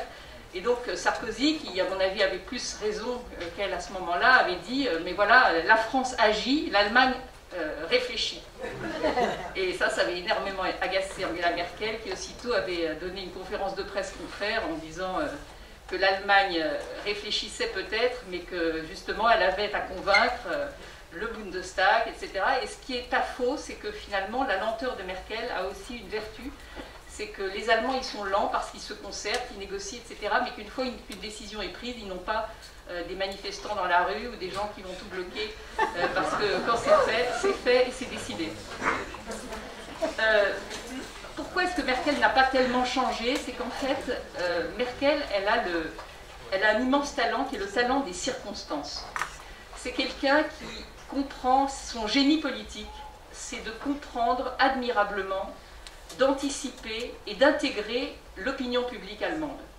C'est pas quelqu'un qui est précurseur, c'est pas une meneuse de jeu, c'est pas quelqu'un qui a des grandes visions sur l'avenir, etc. Et d'ailleurs, ça n'a pas été jusqu'à maintenant, et elle finit son mandat en beauté de ce point de vue, mais ça n'a pas jamais été une très grande européenne. Je l'ai même qualifiée parfois d'experte comptable. Elle avait un côté justement très chef allemande, très soucieuse de ce fameux contribuable. Il faut aussi comprendre l'histoire allemande traumatisée par la Seconde Guerre mondiale et par ce qui a amené la Seconde Guerre mondiale, c'est-à-dire l'inflation des années 20, et donc ils sont incroyablement, avec raison, conscients que le populisme et l'hitlérisme est né de cette inflation et d'un désastre, d'un désarroi économique et social de l'Allemagne. Ils ne veulent surtout pas recommencer ça, donc ils sont soucieux plus que de nature, plus que de raison, par le respect des règles budgétaires. Donc elle suit l'opinion allemande, elle ne la précède rarement, mais l'opinion allemande était prête. Et le Covid est arrivé à un moment où l'Allemagne commençait à évoluer et à comprendre que, comme elle l'a formulé elle-même, Angela Merkel, si l'Europe est faible, l'Allemagne est faible. Il ne faut pas croire que ce sont des personnes, de toute façon, ni les Français non plus, aucun dirigeant n'est un philanthrope. Aucun dirigeant européen n'est un philanthrope, un humaniste. Chacun agit en fonction de son intérêt. Simplement, il y en a qui comprennent que l'intérêt... Ça peut être les deux, non? Il me semble que l'intérêt prime, l'intérêt pour son propre pays prime, et après il y a l'intelligence de comprendre que l'Union européenne, c'est l'intérêt de son propre pays. Il y en a qui s'arrêtent à l'intérêt du propre pays, mais je pense que quand même l'intérêt, malgré tout, plus que la générosité, prévaut chez un dirigeant politique, et c'est normal et c'est tant mieux. Donc elle a compris ça, l'Allemagne a compris ça, que la force de l'Europe, une Europe fragile, et l'Europe était en train de s'effondrer s'il n'y avait pas eu de solidarité européenne au moment d'une crise aussi monstrueuse que celle économique et sanitaire, sanitaire et économique que celle du Covid, l'Europe était en mesure de s'effondrer, et que si elle s'effondrait, l'Allemagne, qui en plus, dont l'économie est entièrement basée sur, enfin quasiment entièrement basée sur ses exportations et ses exportations à l'intérieur de l'Europe, perdait elle-même son existence. Donc ils ont compris ça, Merkel a compris que l'opinion était prête, Et elle a agi. Elle a par ailleurs, il y a chez Merkel, son destin compte énormément. C'est pour ça que moi, elle me passionne. C'est qu'elle a intégré une culture démocratique profonde par le fait que c'est parmi les grands dirigeants de ce monde, on peut toujours me trouver des tas de cas de petits des dirigeants d'État, de nations moins importantes, mais parmi les grands dirigeants, ceux du G20 par exemple, c'est absolument la seule à avoir connu la dictature, à savoir dans sa chair, dans son âme, dans son corps, d'avoir le souvenir de ce que c'est que la privation de liberté, que d'être du mauvais côté du rideau de fer. Elle l'a vécu pendant près de 30 ans, elle a vécu de ce côté-là du rideau de fer. Et c'est quelqu'un qui, par exemple, c'est son rapport très particulier à l'Amérique et sa détestation de Donald Trump est la conséquence de ça, parce que c'est quelqu'un qui, à ses yeux, aux yeux d'une Allemande de l'Est qui a tellement rêvé de la liberté américaine, de l'exemple démocratique américain, voit quelqu'un saper les institutions et saper la démocratie, elle lui en veut terriblement, parce que justement, pour elle, la liberté, ça voulait dire quelque chose beaucoup plus que pour tous ses homologues européens. Donc ce moment, ce changement de Merkel, cette mutation est aussi due à ça. Et Merkel, donc, comme je le disais, n'est pas forcément une grande dirigeante, une grande européenne non plus. Elle a, pour beaucoup, c'est pas quelqu'un qui a fait des grandes réformes qui resteront dans l'histoire. Elle a beaucoup bénéficié des réformes entreprises par son prédécesseur Gerhard Schröder notamment. Elle n'a pas changé énormément de choses, elle a modernisé quand même la CDU, ce parti chrétien-démocrate conservateur allemand. Elle l'a plutôt tiré vers plus de modernité pour les femmes, elle a beaucoup généralisé par exemple les crèches qui permettent aux femmes de travailler, ce qui n'était pas le cas en Allemagne. Elle a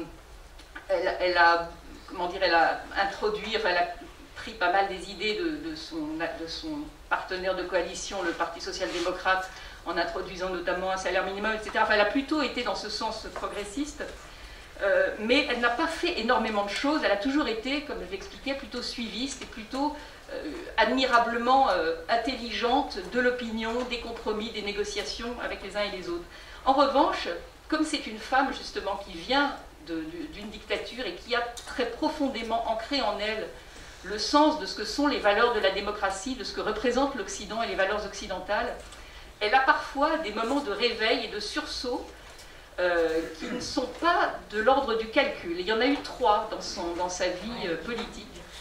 Il y en a eu un premier, c'était quand elle a assisté à la catastrophe de Fukushima, la catastrophe nucléaire, et qu'elle a décidé d'un coup, contrairement à la ligne de son parti, de son propre parti, l'arrêt du nucléaire, de manière totalement autoritaire enfin autoritaire, après elle a consulté tout le monde, mais de manière totalement impulsive et décidée. Alors on dit aussi que là aussi elle avait un peu compris, il y avait les Verts prenaient de plus en plus d'importance et elle a aussi un peu suivi un mouvement de l'opinion publique, mais malgré tout c'était quelque chose de l'ordre du réflexe. La deuxième fois, c'était donc en 2015, au moment de la crise des migrants, où on peut dire ce qu'on veut, il y a eu toutes sortes d'explications aussi loufoques les unes que les autres, qu'elle avait fait ça par calcul, qu'elle savait qu'il y aurait les médecins et les avocats qui arriveraient en premier parmi les immigrants et que donc elle se disait que ce serait bien pour repeupler l'Allemagne en déficit démographique. Enfin, c'est n'importe quoi, c'est vraiment méconnaître et n'avoir aucune compréhension. Donc là, cette fois, c'était pas du tout par intérêt. Qu'une crise... Il faut que je réconcisse, c'est ça? Un petit peu. Ah, d'accord. Bon, bah écoutez, je sais pas. Donc, oui, voilà. Elle a réagi pour la crise des migrants et ce moment du plan de relance est une forme de ce que je dirais de troisième révolution. Je voudrais juste conclure, puisque je dois aller vite, que ce qui est intéressant, je trouve, c'est qu'il y a des moments comme ça qui se posent à l'Europe. Je ne sais plus qui a dit, l'Europe avance par les crises. Et ce qui est intéressant, c'est que pour moi, les 3 grands moments européens se sont passés à peu près tous les 30 ans. Et je pense que 30 ans, enfin 30 ans, 35, 32, 33, mais 30 ans, c'est pas une durée innocente. C'est un âge générationnel, c'est un âge dans une vie, 30 ans. Et si on commence l'Europe à 1957, le premier grand moment, ça a été 1957, le traité de Rome, la création du marché unique. Deuxième grand moment, 30 ans après, 1989, la chute du mur de Berlin. Et troisième grand moment, 30 ans après, c'est aujourd'hui 2020, sachant que du marché de 57 à 1989, on était dans une espèce de mouvement d'enthousiasme, d'euphorie, de construction européenne, et qu'à partir de 1989, le moment où on pensait que ça y est, on avait gagné, que la démocratie allait être universelle et gagnée pour tout le monde, que l'Ouest et l'Est étaient réunis, que l'Europe cessait d'être amputée, on a commencé un peu à décliner. C'est là sont arrivées d'autres crises, la crise financière, la crise des dettes souveraines, le populisme a commencé à monter, le nationalisme est revenu, etc. Et avec cette année charnière qui était 2016, année du Brexit, année de l'élection de Trump, année de la 3e élection de Viktor Orban, qui allait précéder 2 ans plus tard celle de Matteo Salvini au pouvoir. Donc, pour dire que Merkel, elle est arrivée aussi, la compréhension de Merkel de l'histoire, c'est ce 3e moment, ce moment où l'Europe était en train de mourir, après une longue période d'euphorie. Et donc voilà, on arrive au seuil d'un 3e cycle de 30 ans peut-être. Merci. Tu as évoqué rapidement, mais tu as quand même prononcé le mot, hein, l'Europe était en train de mourir. Tu évoques l'arrivée au pouvoir dans certains pays, dont l'Italie, avec Matteo Salvini, de ceux qu'on appelle les populistes, droite extrême, extrême droite. En même temps, tu dis que Angela Merkel, finalement, n'a pas changé. Et du coup, est-ce que l'un des grands changements apportés par cette crise dans laquelle on est rentré au mois de février, et là je me tourne vers Marc, n'est-ce pas le reflux, précisément, des courants et des hommes et des femmes politiques populistes, hein, Marc a écrit qui s'appelle Peuplecratie, hein, pour parler justement de cette montée des populismes, et qui était quelque chose qui paraissait très très frappant. Rappelez-vous, et Clément Beaune pourra nous en parler, Emmanuel Macron, au moment des élections européennes de 2019 en particulier, avait dit qu'il y a un grand débat qui structure l'Europe, hein, qui va opposer d'un côté les illibéraux, les eurosceptiques populistes, et de l'autre les humanistes et les progressistes. Et certains journalistes, peut-être pas Marion, mais d'autres, hein, évoquaient le fait que l'Europe était peut-être sous la menace d'un raz-de-marée des partis populistes extrémistes, grande famille, qui en France et à laquelle en France appartient le Rassemblement national. Et puis, on peut avoir le sentiment que depuis le début de la Covid, hop, non seulement il n'y a pas eu de raz-de-marée, mais il y a vraiment un reflux. Voilà. Oui, merci. Pour répondre à ta question, parce qu'elle est très large, je vais prendre justement le cas de l'Italie, parce qu'il est assez emblématique. Si on se souvient de ce qui se passait en 2018. En 2018, il y a des élections en Italie, puis il y a la constitution du premier gouvernement composé justement de 2 forces populistes qui étaient jusqu'ici antagoniques entre elles. D'un côté, la Ligue de Matteo Salvini, et de l'autre côté, un mouvement qui s'appelle le mouvement 5 étoiles. Et dirigé d'ailleurs par Giuseppe Conte. Et sur les questions européennes, ce gouvernement fait très peur à l'Europe. Il est très critique de l'Europe. Les marchés financiers, les grandes entreprises, les grandes capitales se demandent si l'Italie ne va pas sortir de l'Europe, elle ne va pas sortir de l'euro. On a eu des conversations, Clément et moi, à plusieurs reprises à ce propos. C'était vraiment une inquiétude, pas simplement du gouvernement français, hein, de l'ensemble des pays européens. Donc, 2018. Et là, on est à 2020, avec Giuseppe Conte, toujours président du Conseil, mais qui est à la tête d'un gouvernement qui se veut beaucoup plus pro-européen. Ça a été rappelé par Clément Beaune tout à l'heure, puisqu'il y a eu même une forme d'accord franco-italien à un moment donné, tu l'as résumé, pour faire pression même sur l'Allemagne. Donc la transformation est considérable, mais vraiment considérable. Je précise tout de suite que Giuseppe Conte, y compris lorsqu'il était à la tête, qui est donc un homme politique, enfin, d'abord un professeur, un universitaire, qui était plutôt proche du mouvement 5 étoiles, mais qui n'était pas adhérent à ce mouvement, et durant le gouvernement 2018-2019, où il y avait donc Matteo Salvini au pouvoir, était toujours beaucoup plus nuancé sur les questions européennes que justement Matteo Salvini. Alors, on va pas revenir sur ce qui s'est passé, mais je vais répondre à ta question. Oui, en Italie en tout cas, les populistes sont en difficulté, incontestablement. Le mouvement 5 étoiles est associé au gouvernement et a avalé plusieurs couleurs, et des grosses couleurs, il est très divisé. Lui qui était très critique de l'Europe ne dit plus rien sur l'Europe actuellement. Il est d'ailleurs dans une crise très, très profonde, il a une série de défaites électorales. Et la Ligue de Matteo Salvini, qui avait obtenu près de 34% des voix aux élections européennes de 2018, donc avec tout un argumentaire très critique de l'Europe, Matteo Salvini a perdu de sa popularité, de sa faconde, de son emprise sur l'opinion publique, même s'il reste assez haut dans les sondages, et son parti a reculé de 10 points dans les intentions de vote. Ça, c'est incontestable. Et ce qui est incontestable aussi, c'est qu'aujourd'hui, il y a un débat au sein de la Ligue avec un certain nombre d'amis, de responsables politiques de Matteo Salvini, qui lui disent « tu ne peux plus continuer comme ça sur les questions européennes. Et il faut que tu sois plus responsable. » Et d'ailleurs, Salvini, il y a 2 jours, a donné toute une interview en disant ben, en effet, on va essayer de travailler maintenant à l'intérieur de l'Union européenne. Peut-être qu'il adhérerait au Parti populaire européen, enfin, son parti adhérerait au Parlement européen dans le groupe du Parti populaire européen. Il est manifestement en difficulté. Donc, ça, c'est vraiment un point important. Et un sondage a été fait il y a 2 jours. On demandait aux Italiens, si je retrouve juste les données, voilà, est-ce que Salvini doit changer par rapport à l'Union européenne? Est-ce qu'il doit rester dans cette véhémence anti-européenne? 44% des Italiens ont dit oui, ils doivent changer. Mais ce qui est intéressant, c'est que plus d'un quart des électeurs de la Ligue disent aussi qu'il faut qu'ils changent. 27%. Donc oui, ils sont en difficulté, incontestablement. Et l'opinion italienne, qui était très europhile historiquement, hein, sur la longue durée, depuis les années 90, il y avait toute une critique de plus en plus forte, pour différentes raisons, de l'Europe en Italie. Et c'est ce qui accompagnait d'ailleurs le succès du mouvement 5 étoiles et de la Ligue en 2018. Actuellement, il y a manifestement, on est dans une période un peu de suspens, où l'opinion italienne attend. C'est peut-être là, Clément, où ça va se jouer vraiment, je crois, dans les mois à venir. D'accord, on parle de 209 milliards d'euros, puisque c'est l'Italie qui bénéficie le plus, théoriquement, du plan de relance. Mais où est-ce? Et l'absence de concrétisation pour le moment de cet argent, pour le moment, fait que ce n'est pas encore joué pour avoir un changement de l'opinion italienne.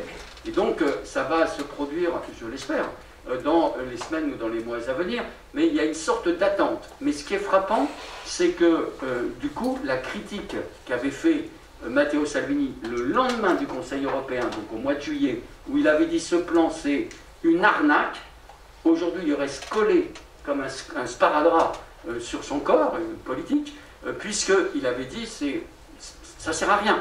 Et une grande partie des Italiens ont parfaitement conscience que sans, ce que disait Marion, sans l'Union européenne, le pays s'effondrerait encore plus.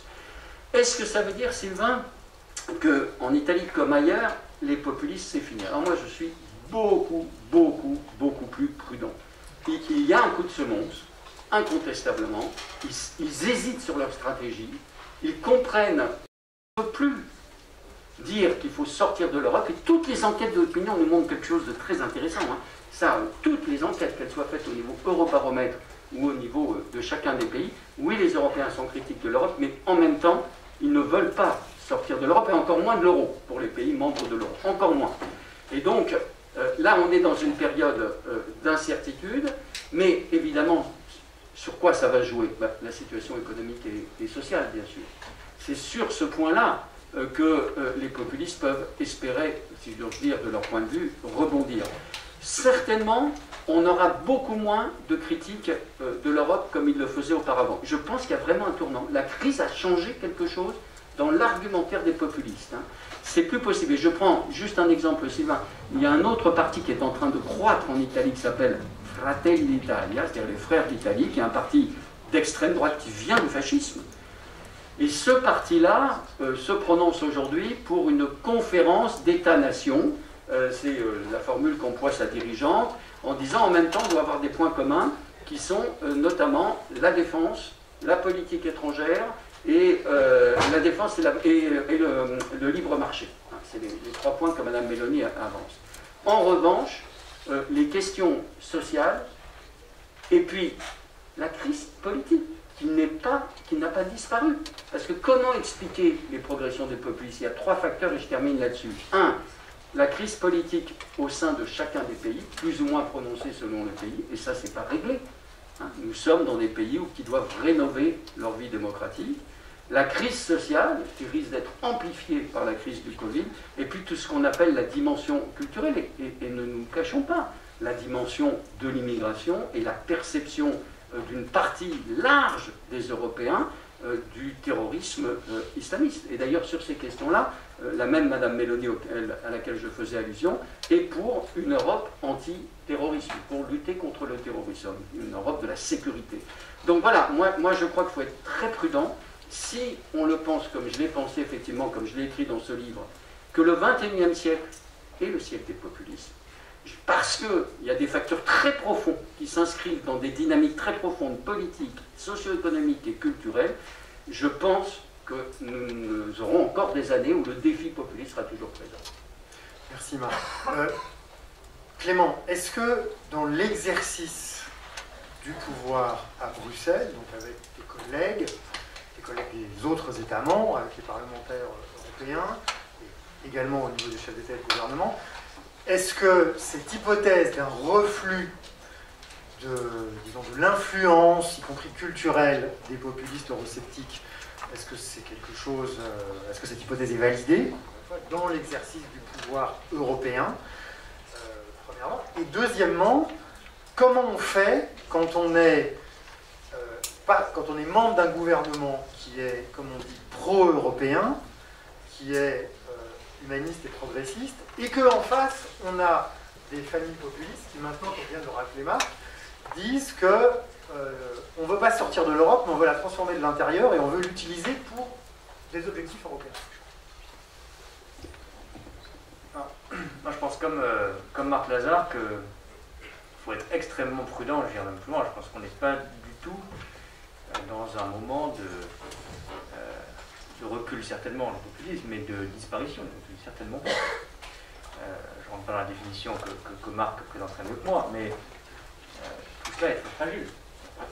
Et donc il faut en être conscient, être pro-européen, c'est pas être naïf sur le fait que, parce qu'il y a un moment favorable où l'Europe a été à la hauteur, je crois qu'elle l'a été, il faut le dire, on ne voit aucune faiblesse ou timidité pour le dire, mais ça n'est pas la fin de l'histoire, si je peux dire. D'ailleurs, pour reprendre cette idée, je pense sous le contrôle de Marc Lazare notamment, moi j'ai étudié un moment où c'était les dernières années probablement où ce livre du début des années 90, je crois, qui s'appelait La fin de l'histoire, a été un peu la référence, c'est presque encore vu comme une idée un peu innovante sur le thème. Le mur de Berlin est tombé, l'URSS s'est effondré, la démocratie libérale au sens politique et économique s'étend, et donc c'est une question de temps, il n'y aura plus de conflits, nous vivrons en paix dans des démocraties calmes. On voit bien qu'évidemment ce n'est pas le cas, et que l'histoire ne s'arrête jamais. Et l'Europe a payé pour le savoir, et on vit un petit peu ce réveil, finalement, et tant mieux d'une certaine façon qu'il y ait une confrontation politique sur l'Europe. Ce qui s'est passé ces dernières années, c'est pas tellement, je prends ça comme un hommage en quelque sorte, les populistes se sont emparés du sujet européen, parce qu'on leur a laissé. Et M. Salvini, comme Mme Le Pen en France, comme beaucoup d'autres en Europe, vivent beaucoup du sujet européen. Parce que c'est une victime qui ne se défend pas. Vous pouvez dire c'est de leur faute, c'est là-bas, c'est loin. C'est souvent teinté d'une forme de complotisme. On ne sait pas trop ce qu'ils font. C'est à Bruxelles, c'est les couloirs de Bruxelles, c'est les bâtiments un peu tristes, avec des gens qui parlent des langues différentes, qui ne comprennent pas très bien ce qu'ils racontent. Bon. Et il y a de ça d'ailleurs dans l'Europe. Je ne crois pas tellement au mythe de la transparence. C'est pas en filmant une réunion européenne, parfois c'est le contraire d'ailleurs, qu'on va donner envie d'Europe. Mais en revanche, c'est en créant un débat politique. Bon. Et donc c'est très bien, je ne dis pas que c'est très bien que les populistes existent, c'est très bien qu'on affronte. Et ça va rester. L'autre point, c'est que l'Europe, je crois, pour susciter de l'adhésion, doit cumuler, je crois que c'est jamais l'un sans l'autre, de l'efficacité. C'est parfois le discours que moi j'aime moyennement sur l'Europe des projets, l'Europe du concret, etc. Je peux le dire moi-même parce que je pense que c'est très important de montrer ce que l'Europe fait. S'il y a une puissance publique qui non plus ne montre pas ou ne défend pas ce qu'elle fait, c'est souvent l'Union européenne. Ça va du rond-point au bas de chez vous qui a été financé par l'Union européenne, le financement d'une exploitation agricole, etc., dont on ne dit pas toujours, dont on ne sait pas toujours que l'Union européenne est là, bon, à beaucoup d'autres choses qui font l'action de l'Union européenne. Je prenais encore l'exemple récemment, la tempête Alex, dans le secours, l'Union européenne a aidé. Mais je crois qu'il ne faut surtout pas s'arrêter là. C'est une vision politique et c'est un projet politique. Et d'ailleurs, je crois pas, tu saurais mieux que moi, que on exclut là, on peut être intéressé par ce que fait l'Union européenne pour les agriculteurs, pour le rond-point, pour la relance, etc., tout en se préoccupant de savoir ce qu'est l'Europe dans 20 ans. Face à la Chine, face aux États-Unis, face à la Russie, face à la Turquie, etc. Ça angoisse, je pense, les gens, à juste titre. Et on a envie de savoir. Et donc les populistes ont repris cela, en disant tout ce qui ne va pas, c'est eux. Donc l'Europe doit démontrer chaque jour qu'elle est efficace. Et puis il y a quelque chose qu'elle n'a pas encore, c'est ce sentiment de puissance, ce sentiment d'appartenance, plus simplement. Je ne crois pas que l'Europe soit un État. J'ai dit tout à l'heure, je crois que l'Europe doit s'affirmer comme une puissance, et que s'il y a quelque chose de positif dans ce plan de relance, cette crise, c'est cette affirmation un peu accélérée. Mais on se sent rarement, assez minoritairement, objectivement, moins minoritairement que les populistes le disent, mais européens. Et on associe encore trop souvent l'Europe avec des institutions, des succès ou des échecs, une forme de preuve d'efficacité à donner tous les jours, mais c'est ce que je dis au départ. C'est la seule communauté politique dans laquelle on vit par rapport à sa commune, à sa région, à l'État, dans laquelle on se dit si ça ne marche pas, il faut la casser en deux, ou en 8, ou en 10, ou la détruire. On ne se dit jamais ça de sa commune. Sa commune, on dit le maire n'est pas bon, le président de la région n'est pas bon, le président de la République n'est pas bon, le gouvernement ne nous plaît pas, bon d'accord. On peut dire ça, c'est démocratique. Mais en Europe, pourquoi on ne jouerait pas ce jeu?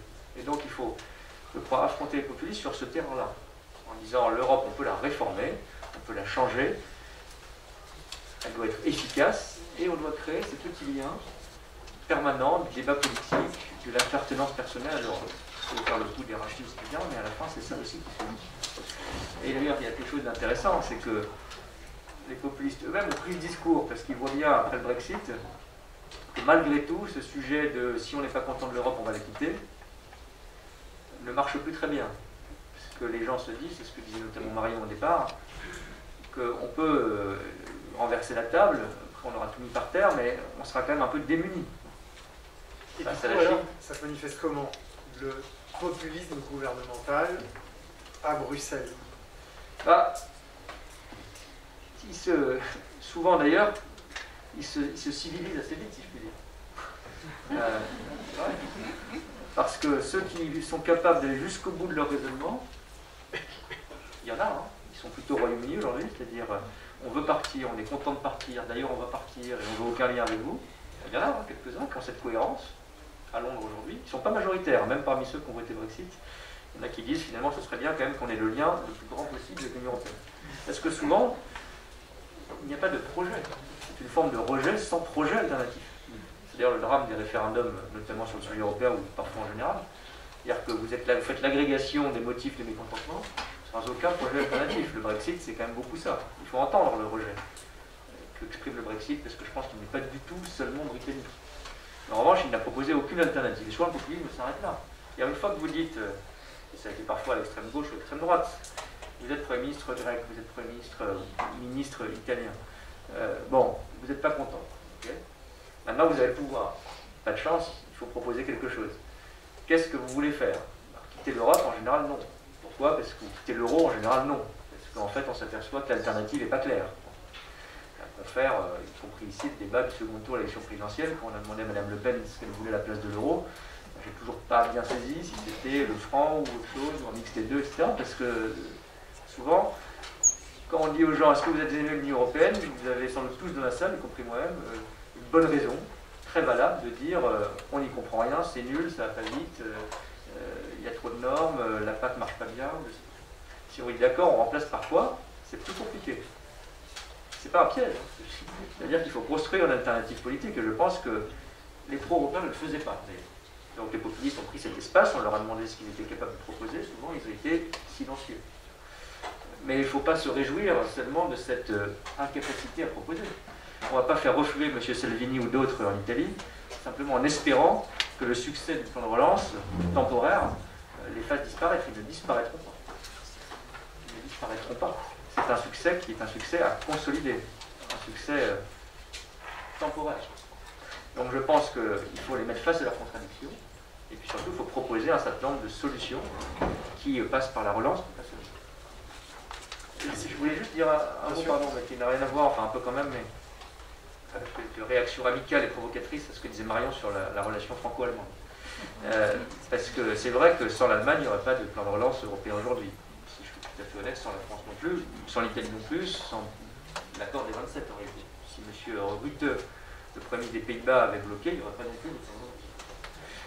Et je ne dis pas ça pour minimiser le rôle de Mme Merkel, mais ce que je trouve intéressant, je sais que je caricature volontairement, mais c'est qu'on a toujours un rapport à l'Allemagne en Europe comme si on dépendait d'elle et qu'on la voyait comme une forme d'instituteur, tantôt bienveillant, souvent un peu difficile. Alors quand on discute avec son prof, parfois on peut le convaincre. Mais à la fin, c'est quand même lui qui décide. C'est bien fait. Et on a ce rapport avec l'Allemagne qui me paraît un rapport intéressant, mais au fond assez malsain. On a toujours une forme de jalousie et de complexe d'infériorité. Il y a plein de choses qui marchent très bien en Allemagne, je ne dis pas qu'il ne faut pas s'en inspirer de temps en temps, il y a aussi beaucoup de choses qui marchent chez nous. Mais le plan de relance, honnêtement, c'est quand même un combat français. L'Allemagne l'a accepté, si l'Allemagne ne l'avait pas accepté, il n'existerait pas, certes. Mais non, tout à fait, c'est pour ça que j'ai élargi un peu. Mais là, je trouvais ça intéressant, parce qu'on a toujours... Et on a le même rapport avec Bruxelles. D'ailleurs, quand on dit Bruxelles, c'est bien la preuve que c'est un truc qu'on ne sait pas trop ce que c'est, il fait pas très beau et c'est compliqué. Et on ne dit pas l'Union Européenne, ou on confond un peu tout ça, l'Europe, etc. Quand on dit l'Europe, c'est déjà mieux. Quand on dit Bruxelles, en général, c'est comme quand on dit Maastricht. C'est en général qu'on a quelque chose à reprocher à ce pauvre traité. Donc les mots aussi disent quelque chose. C'est juste pour le rapport à l'Allemagne, mais juste un dernier point là-dessus, parce que tu l'as dit au début et je n'ai pas réagi, puisqu'on était très sur autre chose, mais la question toujours, c'est au fond ça la question de la France et de l'Europe. Est-ce qu'on peut y arriver seul? Moi, c'est parce que ma fonction m'oblige à chercher, à répondre aux arguments opposés, mais je dis rarement que, enfin, moi je ne veux surtout pas dire, parce que je ne pense pas que je ne crois pas à la France forte, ou même à la France seule. Je ne crois pas à la France seule, mais pas parce qu'on est faible, qu'on est mauvais. D'ailleurs, vous aurez plein de gens qui vous diront, mais il y a plein de petits pays dans la mondialisation, quand vous dites qu'il faut faire masse, il faut être nouveau, etc., pourquoi pas, mais vous prenez un pays comme Singapour, c'est pas exactement un grand pays par la taille, vous prenez un pays comme Israël, dans le domaine des startups ou de l'innovation, vous prenez plein d'exemples de pays qui réussissent extrêmement bien dans la mondialisation. Mais allons au bout du raisonnement. Ces pays-là, ils ont toujours délégué une large partie de leur souveraineté. Toujours. Soit ils sont totalement intégrés au marché mondial, soit ils sont dépendants d'une grande puissance, souvent les États-Unis.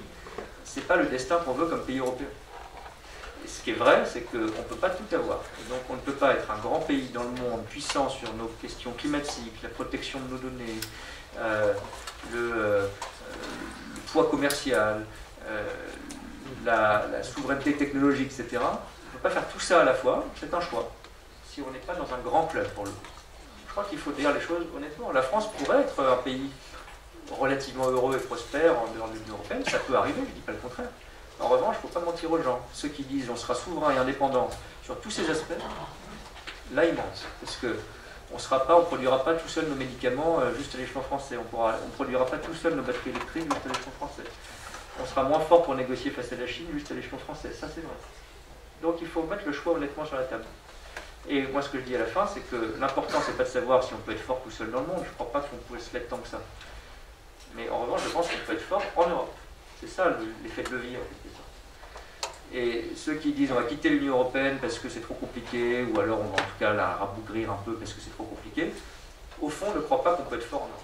Moi je crois qu'on peut être fort en Europe en tant que Français, par nos idées, par nos propositions, par notre économie. Ça nécessite des réformes, des inventions, etc. Mais on peut le faire. Et une fois qu'on est fort en Europe, là, on a un vrai levier de puissance mondiale. Ça ne veut pas dire que tout va bien aujourd'hui, mais c'est ce raisonnement-là qu'il faut dire d'un mot quand même. Merci beaucoup. Alors, il reste un quart d'heure, et je vois une main qui se lève. C'est une main pour dire oui, je veux. Voilà, c'est ça. Ok. Alors, si vous en êtes d'accord, je vous propose de prendre les questions ou les remarques 3 par 3. Ça fera avancer le débat. Je vous demanderai de bien vouloir juste décliner votre prénom ou votre nom, ou les deux. Et puis de faire des interventions brèves, s'il vous plaît. Alors, madame. Je voulais savoir si vous avez décrit, c'est une question qui s'adresse spécifiquement à M. Clémenbourg, vous avez décrit les étapes accélérées d'une sorte de prise de conscience de l'Europe. Je voudrais savoir s'il y a eu aussi une contrainte mentionné brièvement dans vos développements récents la Chine. Est-ce qu'il n'y a pas eu aussi dans la prise de conscience, notamment de l'Allemagne, du fait que l'Europe constituait malgré tout un espace où il y a la liberté plus la sécurité sociale, dans les pays, qui la distingue notoirement d'autres régions du monde, et que ce mode de vie, ces valeurs, sont peut-être menacées par des changements géopolitiques énormes auxquels l'Europe est confrontée, en premier lieu l'émergence de la Chine, qui est un peu une espèce de contre-modèle, et puis la défection des États-Unis qui ne veulent plus jouer le rôle de protecteur, etc. Donc développer toutes les questions de sécurité internationale différemment. Est-ce que cette contrainte extérieure n'a pas joué aussi un rôle, notamment par exemple dans la prise de conscience des Allemands, qui a été décisive pour toutes les raisons que vous avez expliquées, mais qui ont longtemps profité du fait qu'ils exportaient beaucoup vers la Chine et que pendant longtemps on ne change pas un modèle qui fonctionne. Quand ça a fonctionné, ils n'ont pas pu voir que ça avait changé et que les Chinois produisaient de plus en plus des machines multiples que les Allemands leur vendaient. Merci. Une deuxième intervention. Oui, bonjour à tous, merci pour ces présentations et ces échanges. Je m'appelle François Denis, je suis conseiller municipal et communautaire dans Haute-Contrée-en-Colonne, commune nouvelle ici. Ma question pour Clément, c'est, alors, puisqu'on se tutoie, je vais faire un exemple, il y a quelques années d'écart. Ici on est à la campagne, alors souvent l'Europe c'est la terre de vie, c'est le vote le plus favorable pour l'Europe. Alors quelle est ta vision de l'Europe des territoires, de la ruralité et de la banlieue, souvent des territoires un peu délaissés en logique par l'Europe, et c'est là qu'on a besoin de présence européenne.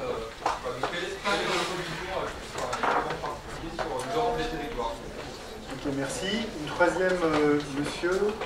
Bonjour Frédéric, moi j'aurais voulu avoir une réaction sur la décision de la Cour de Karlsruhe qu'on n'a pas évoquée, et puis aussi sur la nécessaire ratification de l'accord avec les différents parlements. Parce que nous, on l'a pas évoqué ici. Est-ce qu'on est certain que tout le monde va valider ça avec emprunt, ou est-ce qu'il n'y a pas un risque de certains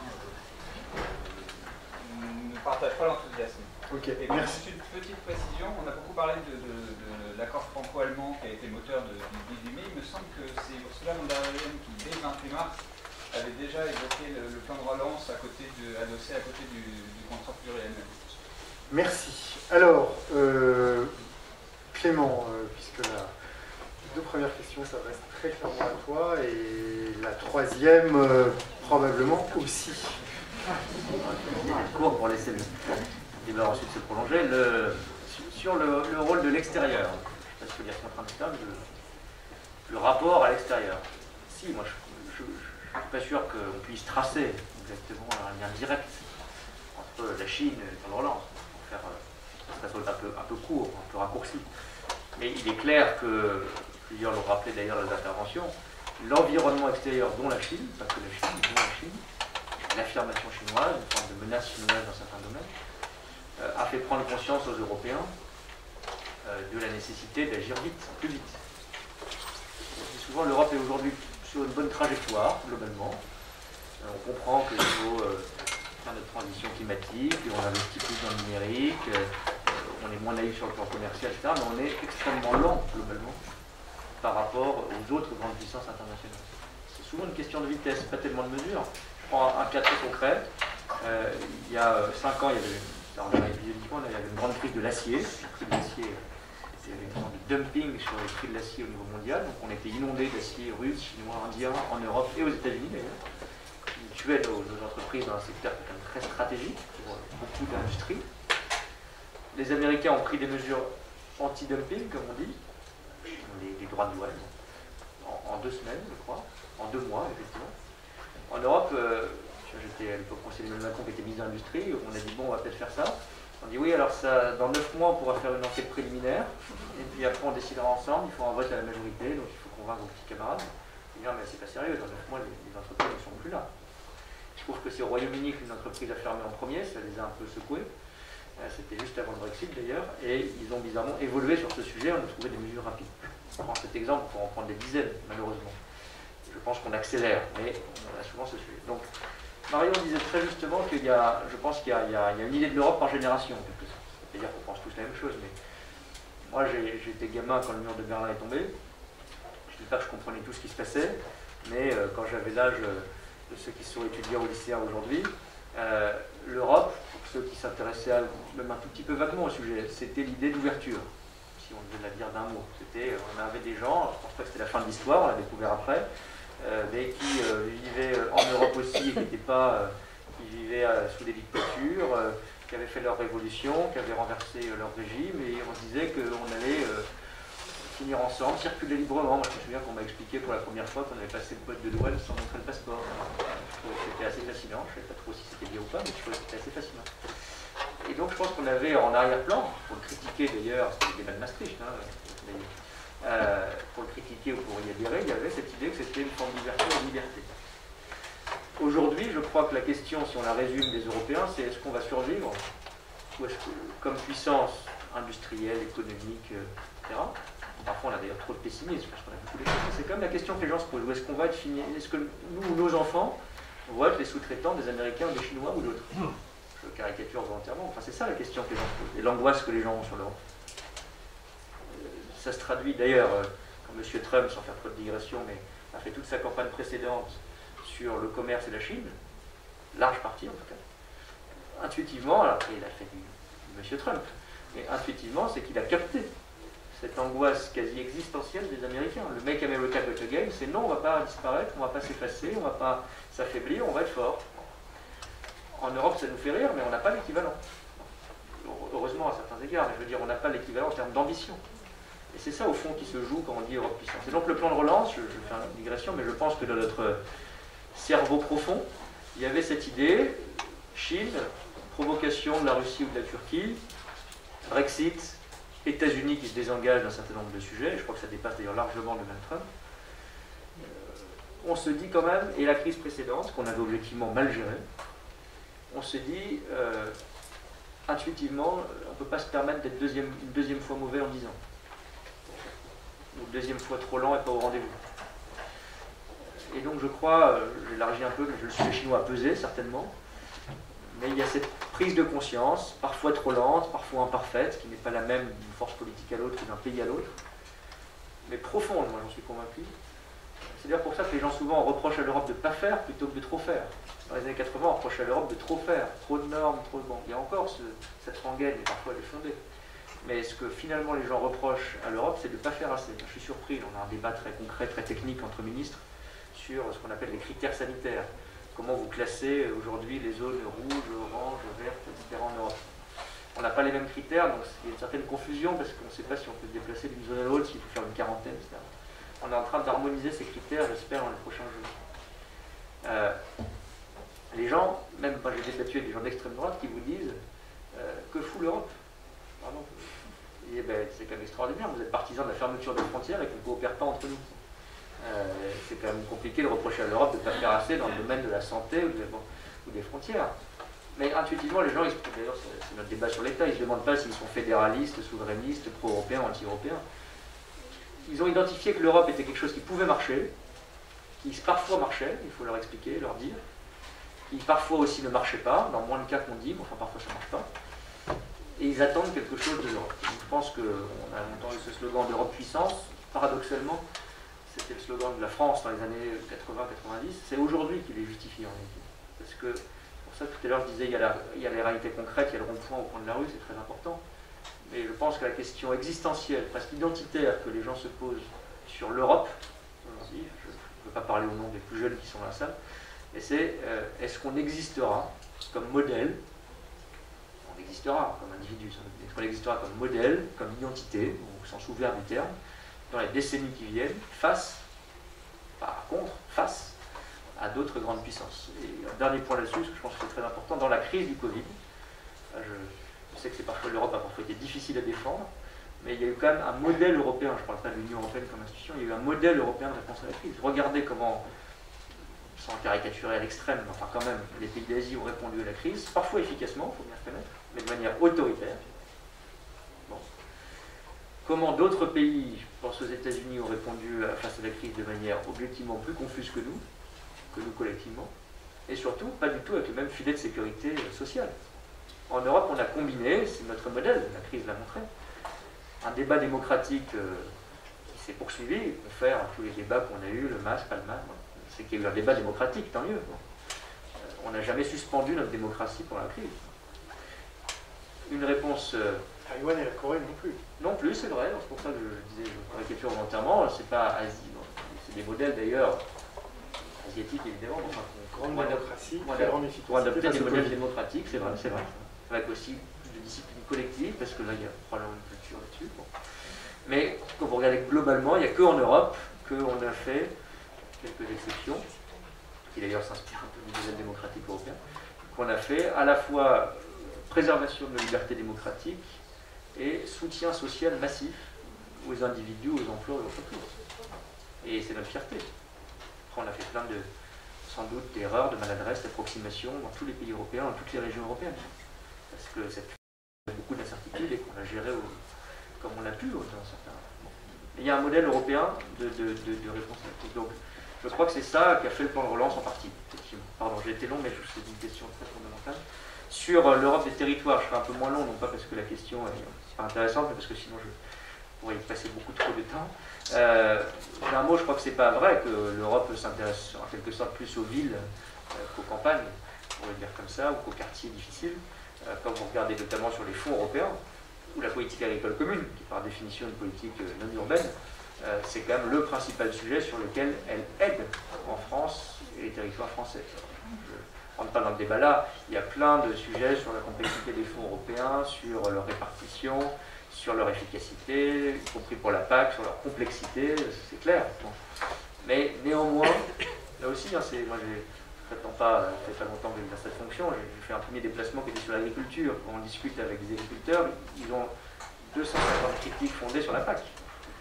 Quand vous leur dites est-ce qu'on essaye de les supprimer progressivement, ces critiques et ces problèmes, ou est-ce qu'on supprime la politique, il y en a assez peu qui disent qu'il faut supprimer la PAC. C'est quand même, je résume la chose à une question simple, enfin, c'est quand même une garantie ou une preuve de succès européen malgré tout. Voilà, donc je sais que c'est parfois la perception, que, y compris électoralement, souvent le soutien à l'Europe est plus fort dans les villes que dans les campagnes, quoique je ne suis pas sûr que ce soit si vrai que cela, mais en tout cas je pense qu'en pratique l'Europe n'est pas un projet d'urbain, de jeunes urbains déconnectés comme on le dit parfois. Et sur le rôle de la Commission? Oui, sur le rôle de la Commission et de Karlsruhe, la ratification, en un mot, la décision, pour ceux qui ne sont pas familiers, la décision de Karlsruhe, c'est une décision de la plus haute cour allemande qui a remis en cause la politique de la Banque Centrale Européenne. Et ça a créé un débat en Allemagne. Ça a été, moi je ne crois pas du tout que ça a été le facteur déterminant, mais c'est vrai que ça a été un des facteurs. Marion disait que la chancelière Merkel était une chancelière de circonstances, lit très bien les circonstances, elle a lu aussi cela. Et c'était un sujet très lourd, ça aurait pu remettre en cause tout le soutien de la Banque Centrale Européenne aux États ou aux entreprises. Et ça a fait partie, un paramètre parmi d'autres, ça a fait partie, je pense, des raisons pour lesquelles la chancelière a estimé qu'il fallait donner un grand signal pro-européen, budgétaire en l'occurrence, par le plan de relance avec l'accord franco-allemand du 18 mai. Vous m'avez dit sur la ratification, est-ce qu'il y a un risque? Bon, il y a toujours un risque parce que on est 27, c'est qu'il y a près de 40 chambres parlementaires qui vont voter ce plan de relance, une partie de ce plan de relance pour être précis. Mais je ne suis pas très inquiet, il y aura des tensions, là on est dans le moment un peu de négociation finale, donc le Parlement européen a des revendications qu'il faut entendre, il faut trouver un compromis.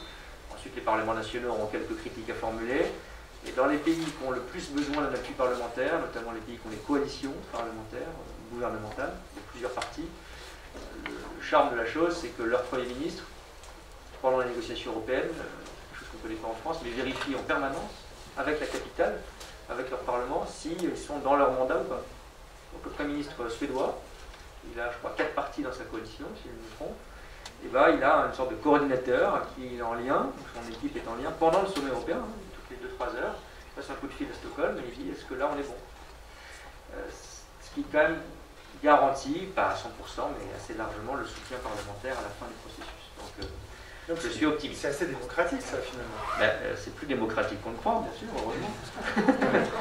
Mais alors du coup, sur le rôle... Non, alors Marion disait plus qu'en France, c'est un vaste débat, je crois qu'on peut avoir d'autres modalités. l'Allemagne est un pays plus décentralisé et plus consensuel, plus démocratique, je ne sais pas.